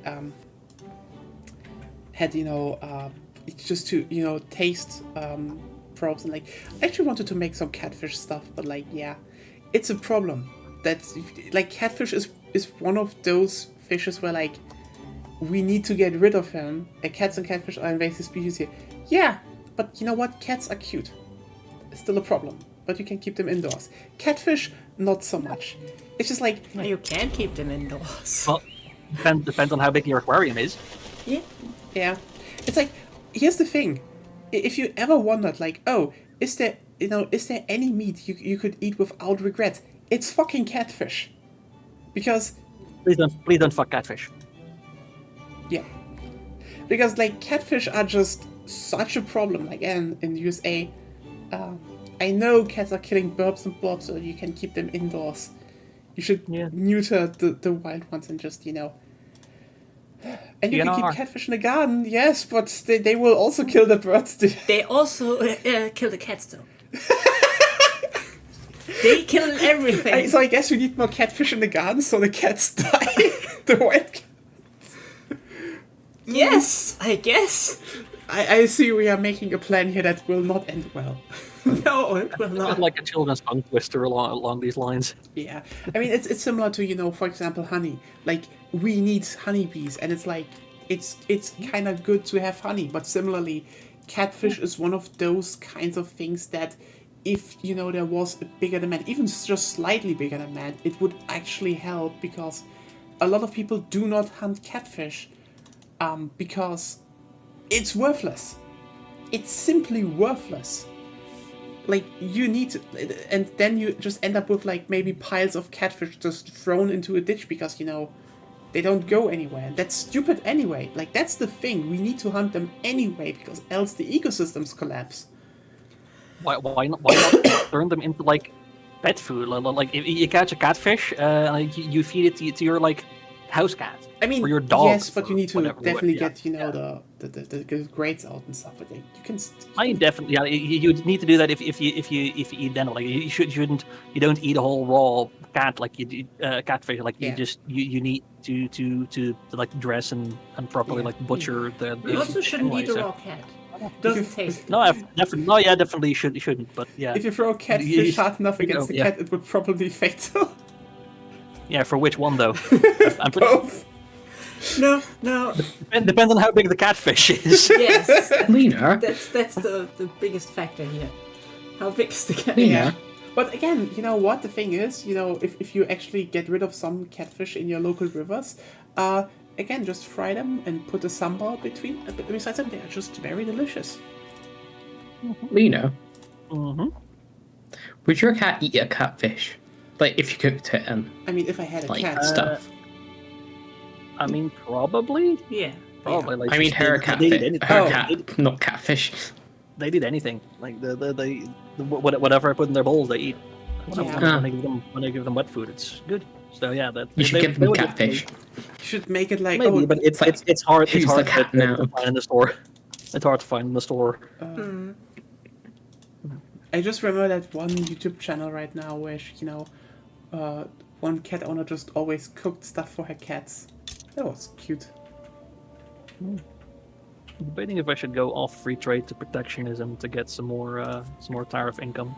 I wouldn't no. recommend it.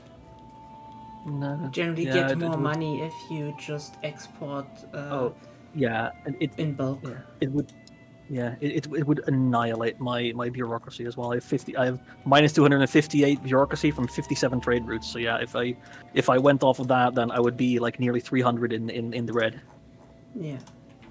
So yeah, free trade it is.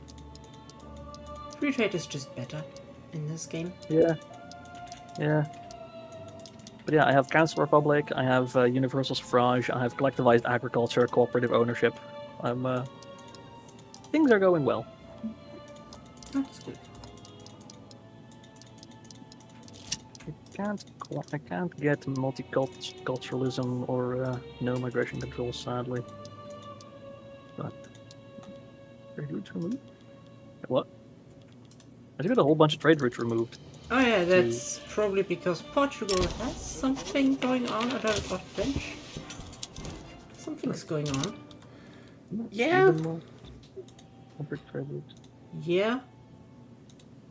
Yeah, it's showing me some weird flag. It kind of looks like the Soviet flag, like red with a little gold thing in the upper left. Those are Something. very... Yeah. Okay, I will put this up. Yes, I want to put this... I was just like, I should probably show this. Ah, come on. Dun. See, so Zep just posted it on our Discord, so we will just enjoy some warps now. Round 1. Warp. Very cute. Warp. They're very cute. Warp Drive. Borb. Yes, It's a Borble. yeah, you know what, in comparison, what we have here... So a Borble. Also, this is the great blue tit. Only funny in English. Yeah, we have those here as well. Yeah, that's a European bird. Yeah, and another species that also I like on that photo. Like you can clearly see with the legs and the claws, you can very clearly see. Oh, yeah, it's just a small dinosaur. It kinda, but like, and also this. No, like, literally, like Yeah. birds are dinosaurs. not fully. They're close to them, though. They're closely related. The American. Descended from, but Yeah. Yeah, They're- descendant, but like it's a bit more different because a bunch of dinosaurs. The US has the best birds. I'm sorry, Bob. like biologically, birds are still considered dinosaurs. No. Biological. No, they are like No. They're The thing is, there are a few. They have a descendant. They descended from one line of dinosaurs, but a lot of dinosaurs are not birds. They actually. That's the opposite way. I didn't say all dinosaurs are birds. I said all birds are dinosaurs, which is true. Not all dinosaurs are birds, but dinosaurs still like all birds are dinosaurs. They have ancestry in the dinosaurs. Yes, that's more accurate actually. Birds are feathered theropod dinosaurs and constitute the only known living dinosaurs right here. In the basically- taxonomic sense, they are dinosaurs. Now we get into also Zep just keeps posting birds. You know what? Here's the thing. Yes.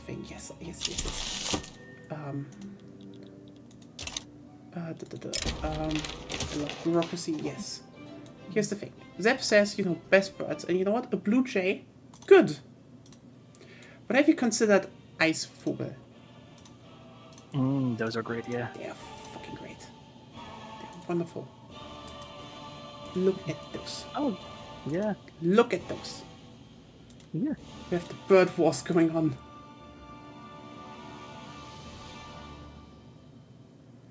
They did not exist before Cartoon Network invented them.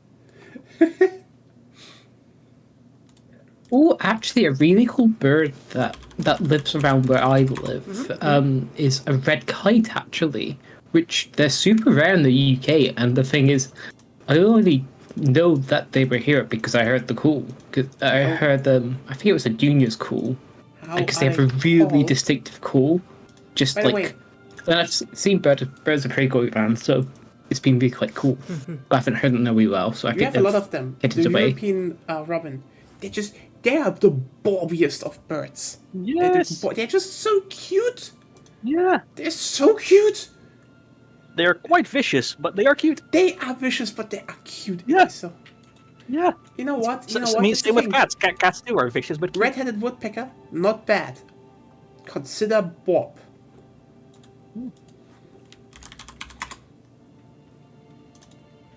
It's Sepp a bulb. Oh my god, Sepp's a bulb. But which bulb? Okay, you know what? I was also going to escalate it. Zep is like, look at the great horned owl, and I say, you know what? That's cool. Counts. I know It which is- bulb is Nye's favourite. It is The all... tit. yeah, it is old, but it's also Bob. I like the one I saw like yesterday, the owl, or was it the day before yesterday? Was a barn owl, and it's right outside the window. And we know that it is part of a pair that is nesting in the house. Oh, that is so cute. Yeah. But yeah, it's just like, yeah, you know what? Owls are good, but we have small Bob owl. Yeah. We have a whole Pokemon is based on it. Yes. And it's the best starter. I have to just admit that. It evolves to be very dapper. Yes. And then it actually becomes cool again. Just the second form is just weird. Why? Why Game Freak? What is wrong with your designers? Why can't you be normal for the second form? Well, you know the whole thing where Pokemon evolve to become kind of more human? That's kind of like my theory is that just like we have carcinization in the real world, in the Pokemon universe, they have anthropomorphization. And so, like even if there were no humans, there would eventually be more humans because everything just gradually evolves towards humans. Yeah, but also I think... Because humans are also a type of Pokemon. Huh. But But the question is, also- do humans lay eggs? But also one big thing is about the one big thing is that how's it called? Pokemon, like I think they did a lot of more humanoid Pokemon because they realized one thing, they made Lucario and were like, oh, that's popular, and then they kept making them. For what reason? Furry porn. Like, sorry, the furries are working at Game Freak. It's kind of they are. obvious. What do you expect? Yeah. And let's just be real here. The reason why everyone just all of them evolved to be kind of, very obvious gay furry porn material. The gay furries work at Game Freak. They work there. I mean, are we surprised? No. It's a shame they don't work at Nintendo, so Nintendo would be less shitty. Yeah. I mean, I don't know if they would not only just keep that rolling, but like the thing is, and let's just be real here. Honestly, this is probably one of the reasons why I would say like the furries actually kind of make it worse because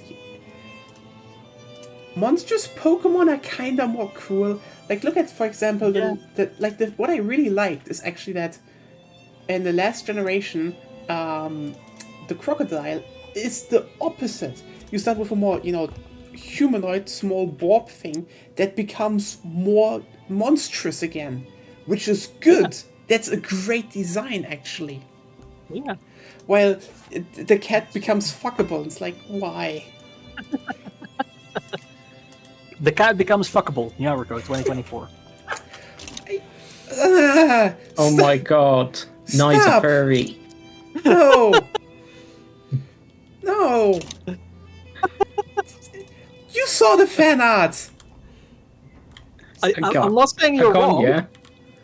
Gonya Yeah? is not a furry. No. Okay. Why not?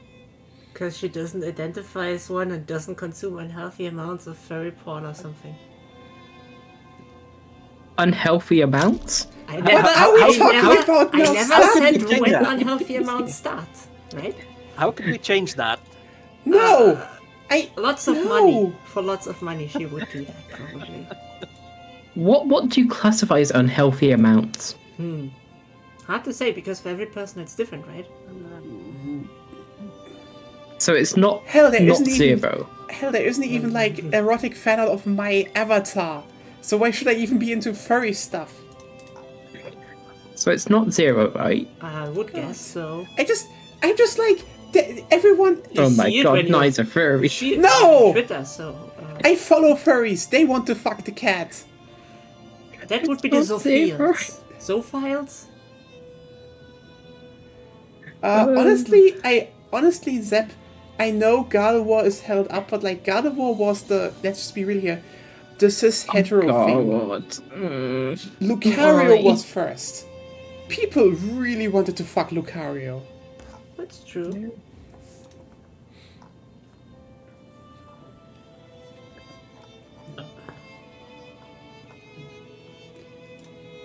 And like Oh, the fun problem is, fact. There's a bird called a titmouse. Yes. Yeah. And my problem is just like I really like actually the more monstrous Pokemons because like it's just for me it's like you put like how's it called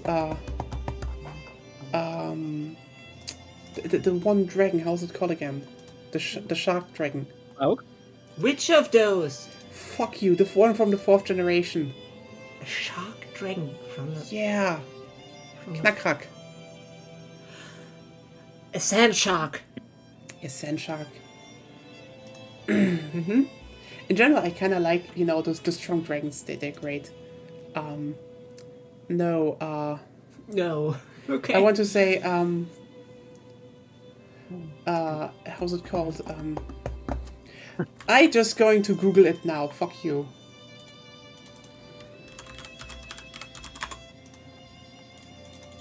It's a good name in German, and probably a weird one in English. Probably. It's... No, where is the name part? Where is the name section? Down mostly. No, it's not there. Ah, Garchomp. Oh, that one, I yeah. fucking from love Cynthia. Garchomp. Yeah. Garchomp Oh, is he's so great. cute. Also Cynthia. Yes. I know, but like, we've already talked about her. I know. yeah, on but like, Wednesday. Garchomp for me is like, it's just such a good Scrimblow. I love it. So I just want to like, I just want to pet it, and it's like such a, come here, you little destructo monster. I fucking love it. Did you watch the Piplup Step like animated video thing? Probably not, because I have no idea about the words you just said. Yeah. Oh, it's like basically this cute animation, but funny enough, it was actually done by Pokemon, the Pokemon company itself. But basically, just like the cute music video for a song, and have Piplup be like a little pet, basically. And you get to then like the owner like gives it scratches and stuff. Yeah. It's really cute. Also, another Pokemon I really love because, I mean,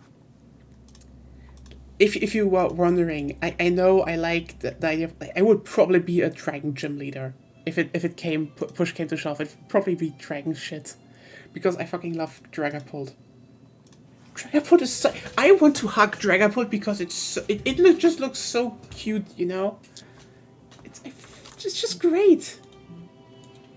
And like the new one, Baxcalibur, actually really cool. I also love that design. I'm just a sucker for dragon Pokemon, okay? Dragon Pokemon are cool.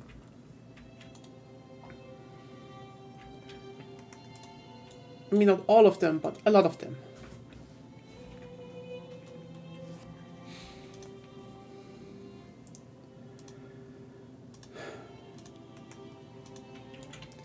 Like,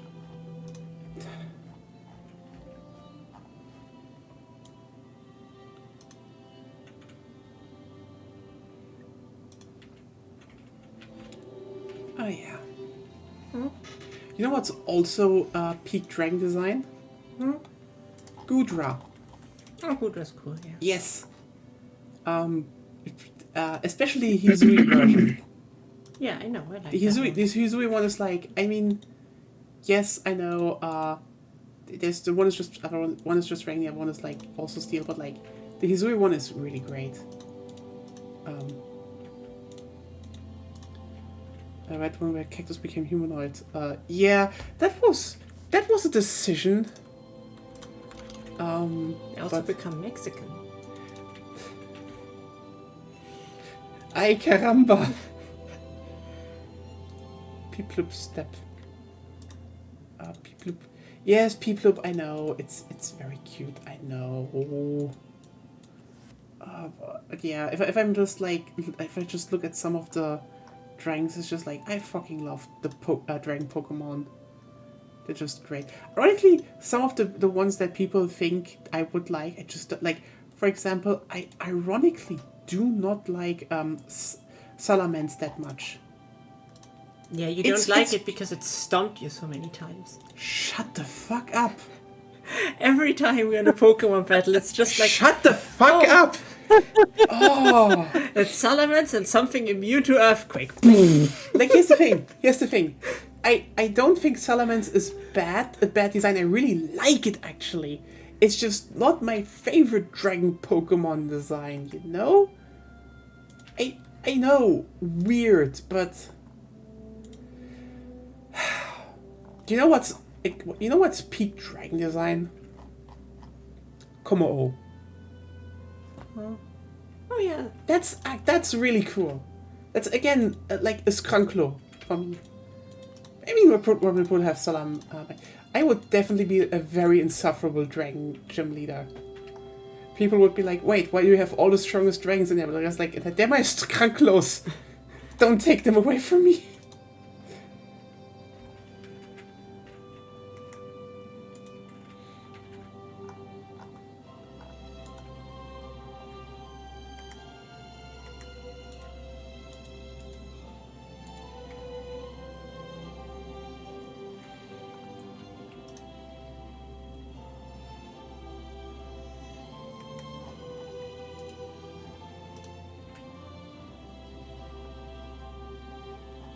Yeah, I mean, Hydreigon is probably the weakest one of them. I think it's still a good Pokemon, but like, nah.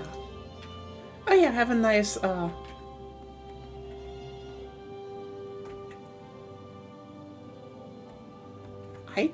don't get that. I got a Pokemon theory. The Pokemon known as Hypno canonically exists in the lore for the sake of infinite free publicity fodder. Okay. I mean, yeah, Salamence is very strong. I don't think it's actually banned right now. No. It's not banned. They banned the legendaries now, actually. I generally never liked the idea of legendaries being in tournaments in the first place. That was always a stupid idea.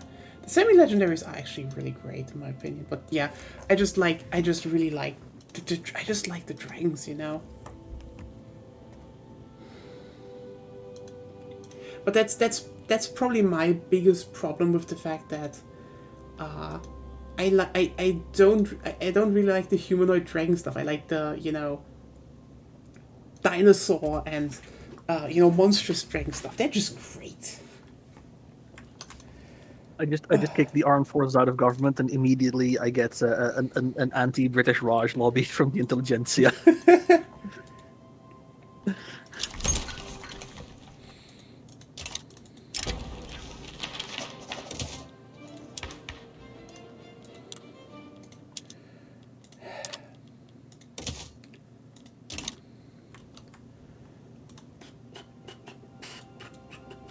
Oh, France wants a defensive pact.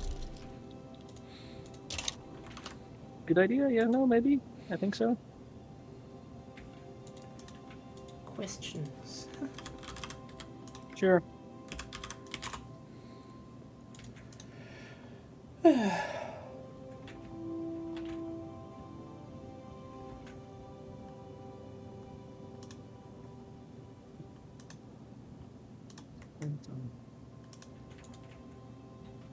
Be right back.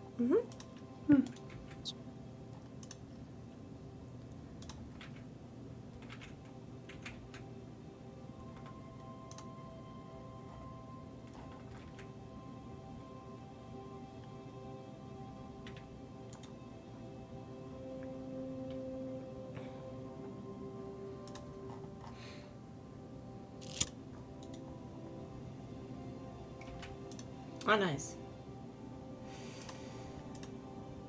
That worked.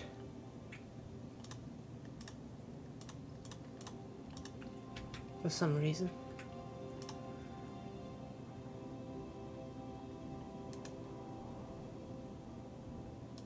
Also, apparently, like we rolled a really good marks this run because it got direct, persistent, literary, and masterful diplomat as character traits.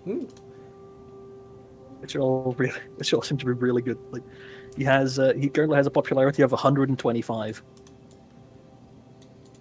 of which 50 is time, but like that still means he has 75 just from traits alone. It was spent in Gen 4 comp. You know what? That's not surprising. But afterwards, shit just got worse. Like, remember the cat. The cat is actually a bigger problem than Salamence ever could be. Yeah. That's. Honestly, now that I think about it, maybe I should sign up to the Gruga Liga one day and be a gym leader there. That would be something. I could do Dragon Gym.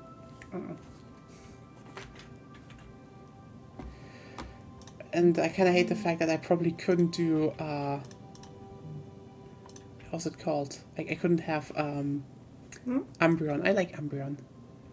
You can use Umbreon. Why couldn't you have Umbreon? No, if I sign up as a Dragon Gym leader, I would need to use dragons. Yeah. And there's not yet a Dragon evolution. Ah. Unless you find like, I don't know. Nah. Some. You know that, like, you know those Halloween costumes for like the cats and small dogs. Just get one of those and put that on your Eevee and have like little plastic dragon No, wings. the thing is, you know what the Gruga Liga is?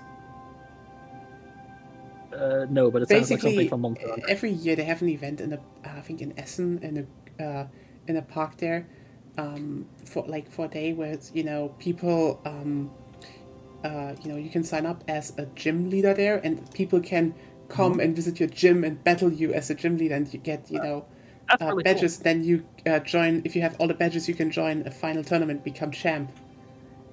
That's really cool. Yes, and this is probably one of the reasons why I would probably like to do, because I could do cosplay as a Dragon Gym leader, which would I just basically do? It would be like break my head over it and just do female Siegfried, because duh, or something similar. You alone as like a subject of Qingdao. Yeah, can you maybe just get me out of here? You were expensive to acquire. I'd rather take you. Don't acquire me, get me out of here! That's not my job. Oh, I wouldn't say liberated, more like under new management. You all are a problem. Yes. But Are we all problematic? Yes. Great. Oh well. Again, I really like it. It's kind of weird to think about the fact that I really like Dragon Pokemon. That just kind of happened over the last generations. That is definitely me. Like, everyone would be like, why do you have all the really dangerous dragon Pokemon in your household? If they were real, and was like Skrunklos, big Skrunklos, and then like this Sandshot can kill you with one thing, and like Yes. Skrunklo. It can. I just love it. What is okay? You know what? Fuck it. What is everyone else's favorite Pokemon type? I don't think I have a favorite, but What's your favorite Pokemon? I also don't think I have directly a favorite, but if I go through usage, I would probably say water. I use a lot of water yeah. Pokemon. You kinda like, you are definitely a water person. Like, you made a whole ass water team playing Sword and Shield. Yes, because it was possible. Yeah, Then you were like, oh, I'm trying the same thing with fire. A thing that will never be viable because Game Freak are cowards, but still. You shouldn't have done that. Shut up. Also, how could I notice that the one fire Pokemon in the generation was hidden behind a fucking rock Pokemon? Well, it was cold. Of course it will be set on fire. What else would you have it do? It was a fucking minecart. Yes, if you see a minecart full with coal and someone tells you something needs to happen to it, what will that be? My teams always levitate to ground Roxy. That actually, in real life hiker trait, that actually fits you, Zep. I won't lie, that actually kind of fits you. Yeah, ground Pokemon is something I often have in there as well, but they're just too good. Yeah, there are, like, let me just be really, there are so many good, how's it called, My industrialists don't want laissez-faire. Can I kill them for that? Fucking protectionist! I need a secret police just for that.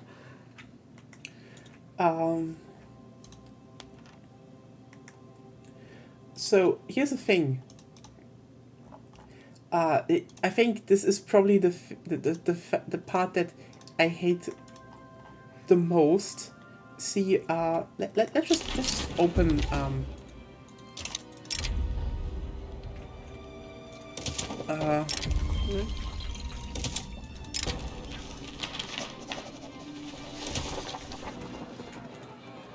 let's just open the you know, your old browser again, because we're talking about Pokemon again for some reason now. So this is probably, in my opinion, the biggest shit Sword and Shield pulled, because you have this fucking thing. I found it so obvious that it will get a fire subtype. Shut up, because like it's called Roly Coly, and you're like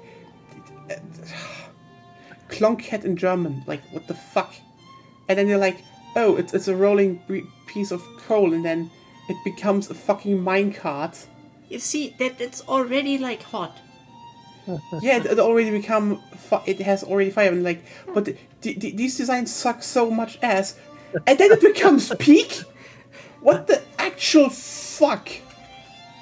What the actual fuck, Game Freak? That thing. Wagong simultaneously looks stupid and awesome.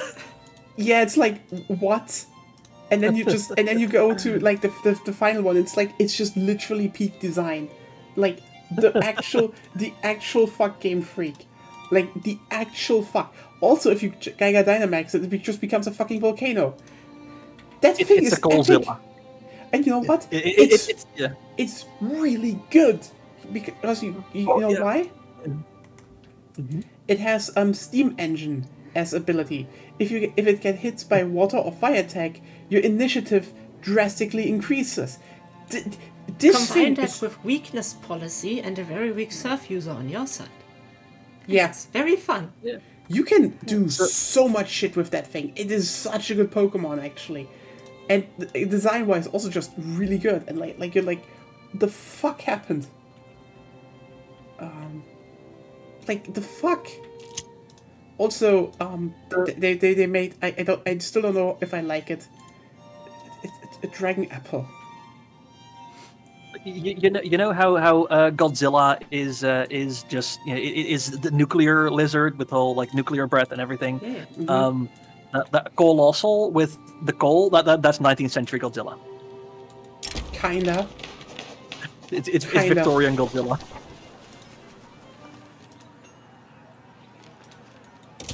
It didn't appear due to the nuclear testing. It appeared due to the steam engine. Yeah, kinda. But then again, they have a bunch of actual kinda Godzilla designs. Like, okay, you know what? Fuck it, we're talking about Pokemon again. Let's just talk about Pokemon again. Again, this one was in the last in the last generation. It's cool. It's definitely Godzilla, Ice Godzilla, but cool. Oh yeah. And I think it has the thing with hit by fire, your attack rises like that. It's really good. It's one of the few ice types that is actually not bad. Yeah, But that's mainly because it's a dragon. Dragon Ice, but also like Ice is just continuously I'm in still Pokemon one of the shittiest types. yes, but also Through the generations, which is Also- so sad because I like Ice thematically. Ice has so many great designs also, but like yeah, but I That just that want to pose makes it look that pose makes it look like it was made in the Spore creature creator. a bit. But yeah, what I want to say is basically this is also one of my favorite dragons. So cute, so cute.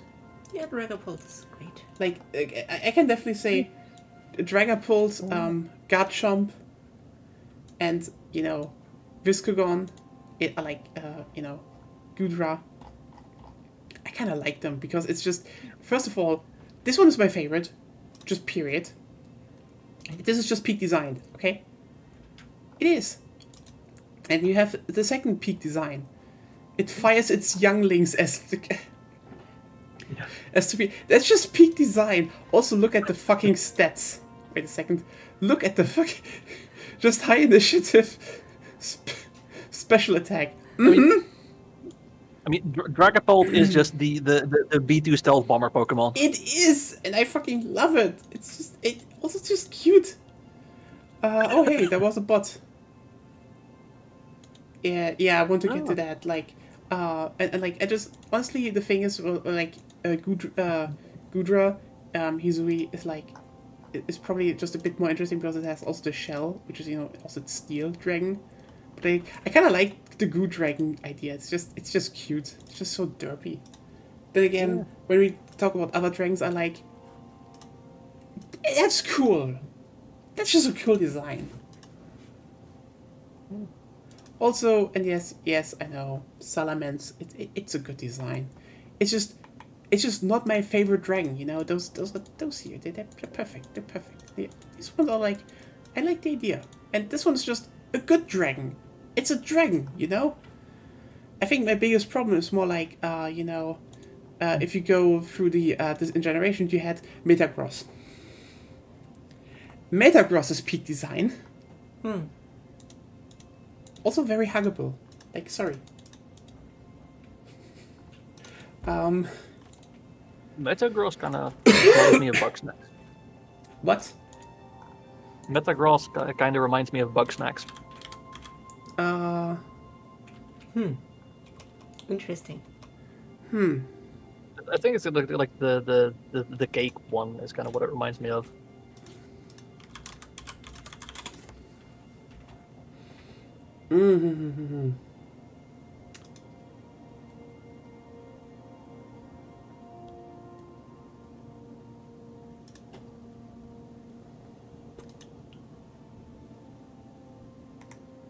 But like, also, yeah.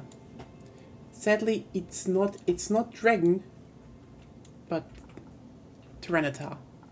Tyranitar is cool. I really like. Metagross is probably following Flygon.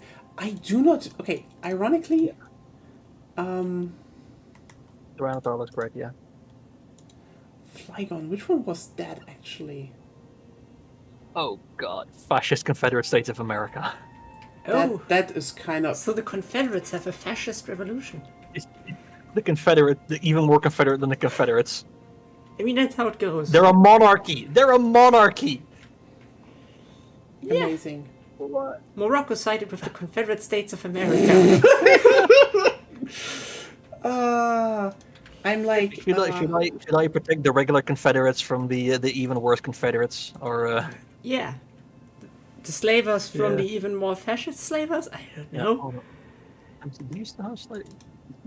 The fascist Confederate States have slavery banned. No, that. And so does the Confederate States. Both of them have slavery banned. That's what? funny. America is in such a weird position this game. Holy shit. Neither of them want to give me anything of value. Morocco with the Flygon is the green ground dragon. Let me check. Oh. Okay, here's a thing, okay? I'm still confused by that thing. It should be a flying dragon. First of all, kinda. Here's the thing. I get it. It's you know what? Oh, hello, Cuba. It's a good design, okay? But and I think this is probably one of the reasons why I'm not that big on,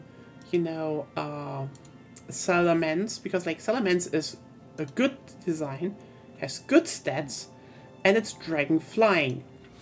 Problems for me, I kind of like if something occupies the same area and has better design and good stats, it kind of goes down for me, and that's kind of like Neuvan. Neuvan is actually such a good design, unironically. Like, Neuvan is such a peak dragon design. It's just, also, it's fluffy and cute. It's a bad dragon. It's a bad moth dragon. Looks a bit. What? Also, Uhavnir is it's a good. I know. That's a name. I was first. I was like, what the fuck? It's good. I like it. So like, yeah. That's just a personal thing, but No name. yeah.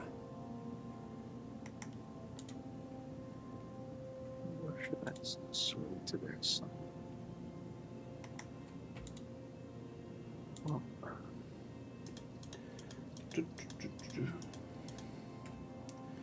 But yeah, I kind of hope we will see more, a lot better dragons in the future. But in general, I would say they have some good ones. Some good ones, but I mean, I'd say also a bunch of them are duds. Like, for example, you know what? I'm gonna shit on the original generation, but like, How dare you? Kingdra ain't it for me. Like, I know it's strong, it gave me nightmares, but... okay, you know what? Flygon is adorable, yes. But also, it's just not... I don't know, again, for me, Neuven is cute. For once, it's a good size. It's 1.5 meters. That is really good. Like, again, you can cuddle it, and it's just the perfect cuddle size, okay? Also, Fluffy Bat Dragon. Fluffy Bat Dragon. Kingdra was made for the Scalies. Kingdra, yeah. I mean, I don't know. I don't really see Wait, it. Bat Dragon or Bad Dragon? A Bat Dragon. With I a mean, T or a with D? a T. Okay. Look at it. It's a bat. Also back. Also, by the We'll way, come back. if we talk about it, I get what they were going for, but like, Hydreigon is just weird.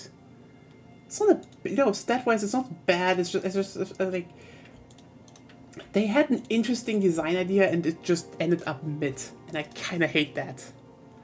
I just kind of hate that it's mid, you know. We ended up rating dragon Pokemon. The fuck? Why not? Yeah, I guess. I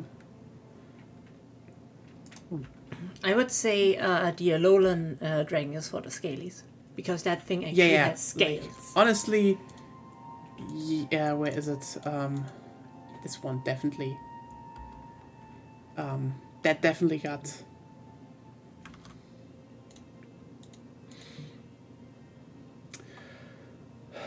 Also, can we just you know what? Now that we're talking about dragons, and I'm already hanging out that I'm basically a very big dragon supporter in Pokemon. Good lord, did Sword and Shield have so many shit dragons? Like, Sword and Shield was not good for dragons. Like, again, you had X and Y before that, and just, again, Bad Wyvern, peak. You had then you had, Kommo-o, again, peak design. You're like, okay, what are you giving me? And then, they gave us, Catapult, Dragapult, and you're like, okay, that's peak. Do we have other dragons? And then it's like,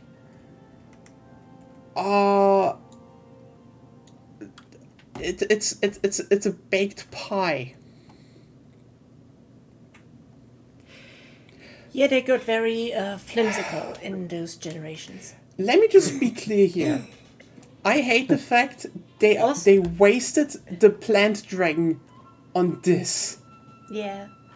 Because you know what the other plant dragon is that we have up to this point? Because we just have one other one. And it's Executor. Alolan Executor. Alolan Executor. Oh god, not Alola. I hate that game. It's so bad. Alola is the only reason I play Pokemon still. Like, the irony for me is, if they're now bringing up... You know that they're now making a new Legend Arceus game, a Legends game, and it's about the beginning of, I think, it's set in Kalos, which is good. They can now do a lot of stuff with that. One of the things I kind of want to see is that, because they're probably making Kalos forms of other starters now, as they did with Hisui. Remember the plant starter from 5th edition? That kind of was so okay in the end because it was just a plant. I kind of wish it became a dragon plant. That would fit so well, that design. And also it would make it really strong. But no, for now, I don't even have, I just hate the fact that, I want a plant dragon to kind of a bit obsess over and be like, it's cute and I love it. I want a monstrous Scrimblow and I don't get it. And again, you know what? This is, you're like, okay, you know what? At least this thing is kind of cute and I could be like, I don't know, maybe. It's just like, it's weirdly whimsical. But you know what? You know what they did next to us? This fucking abomination.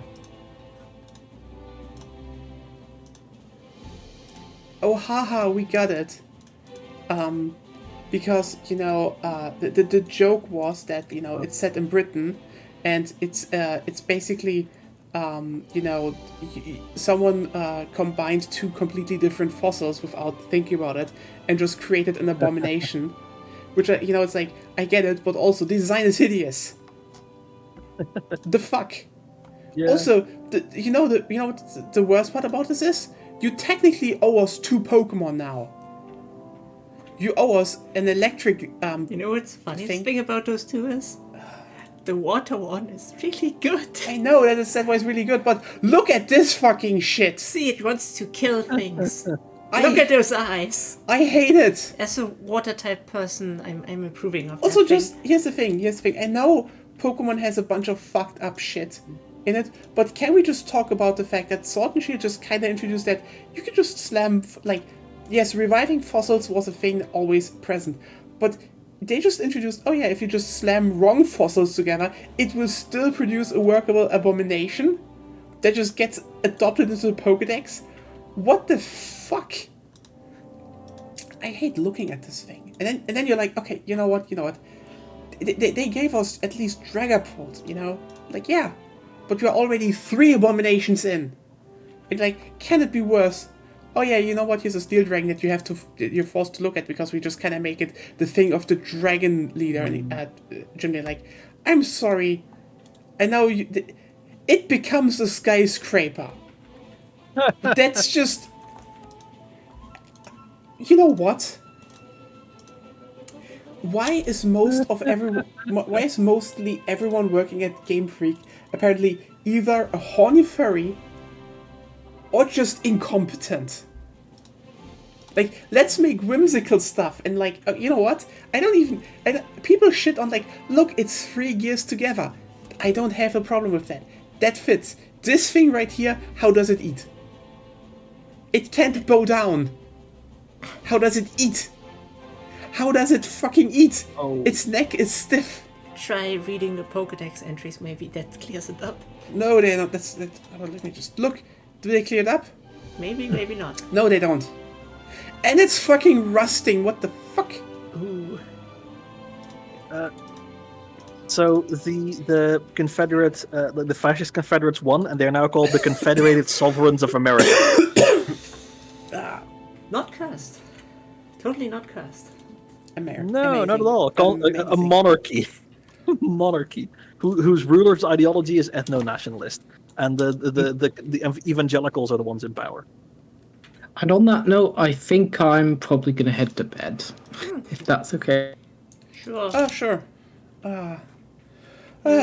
Sepp can tag in for me if he's up for it at all. Don't think he is, but Oh, that's fine. But are you? Would you be in for that, Sepp? That's the question. Oh, you're back. Okay. Yeah. What? It moves its body on the legs like the water bird thing you can put in your garden. I don't know. It's just I hate. I just kind of hate the design. That's it. That's You're just scared. me. Yeah, it is.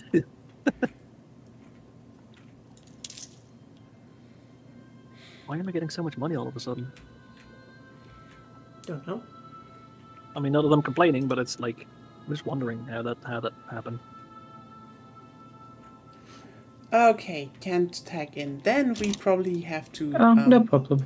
And we pause. Then we pause here. Yes. Ow. Okay, I have a religious event, you know, Okay. but it's about Allah. Okay. I don't think I have that kind of religion in You here. have Muslims. I should have some Muslims, yes. Yeah, right. I have mostly Sunni actually. You conquered them, I Yeah, guess. like today, like Indonesia has one of the largest Muslim populations in the world. Huh. Yeah, And otherwise, animists are big. yeah, Well, yeah. Well, then, yes, see you around, Ruben. Okay, it's be fun. Yeah. Bye-bye. Night. Sleep Night. well. Okay. And everyone else, thank you all for tuning in. Everyone, thanks you for being here. And I'm going to the toilet, so bye for me. bye. Until Night. in a second. And yeah, otherwise, we will probably see each other on Sunday for more Ghostwire Tokyo. If nothing happens in the meantime, we will have to see about that. But yeah, Sunday, Ghostwire Tokyo. We have to do more Shibuya clear-up. See you then. Good night. Bye bye.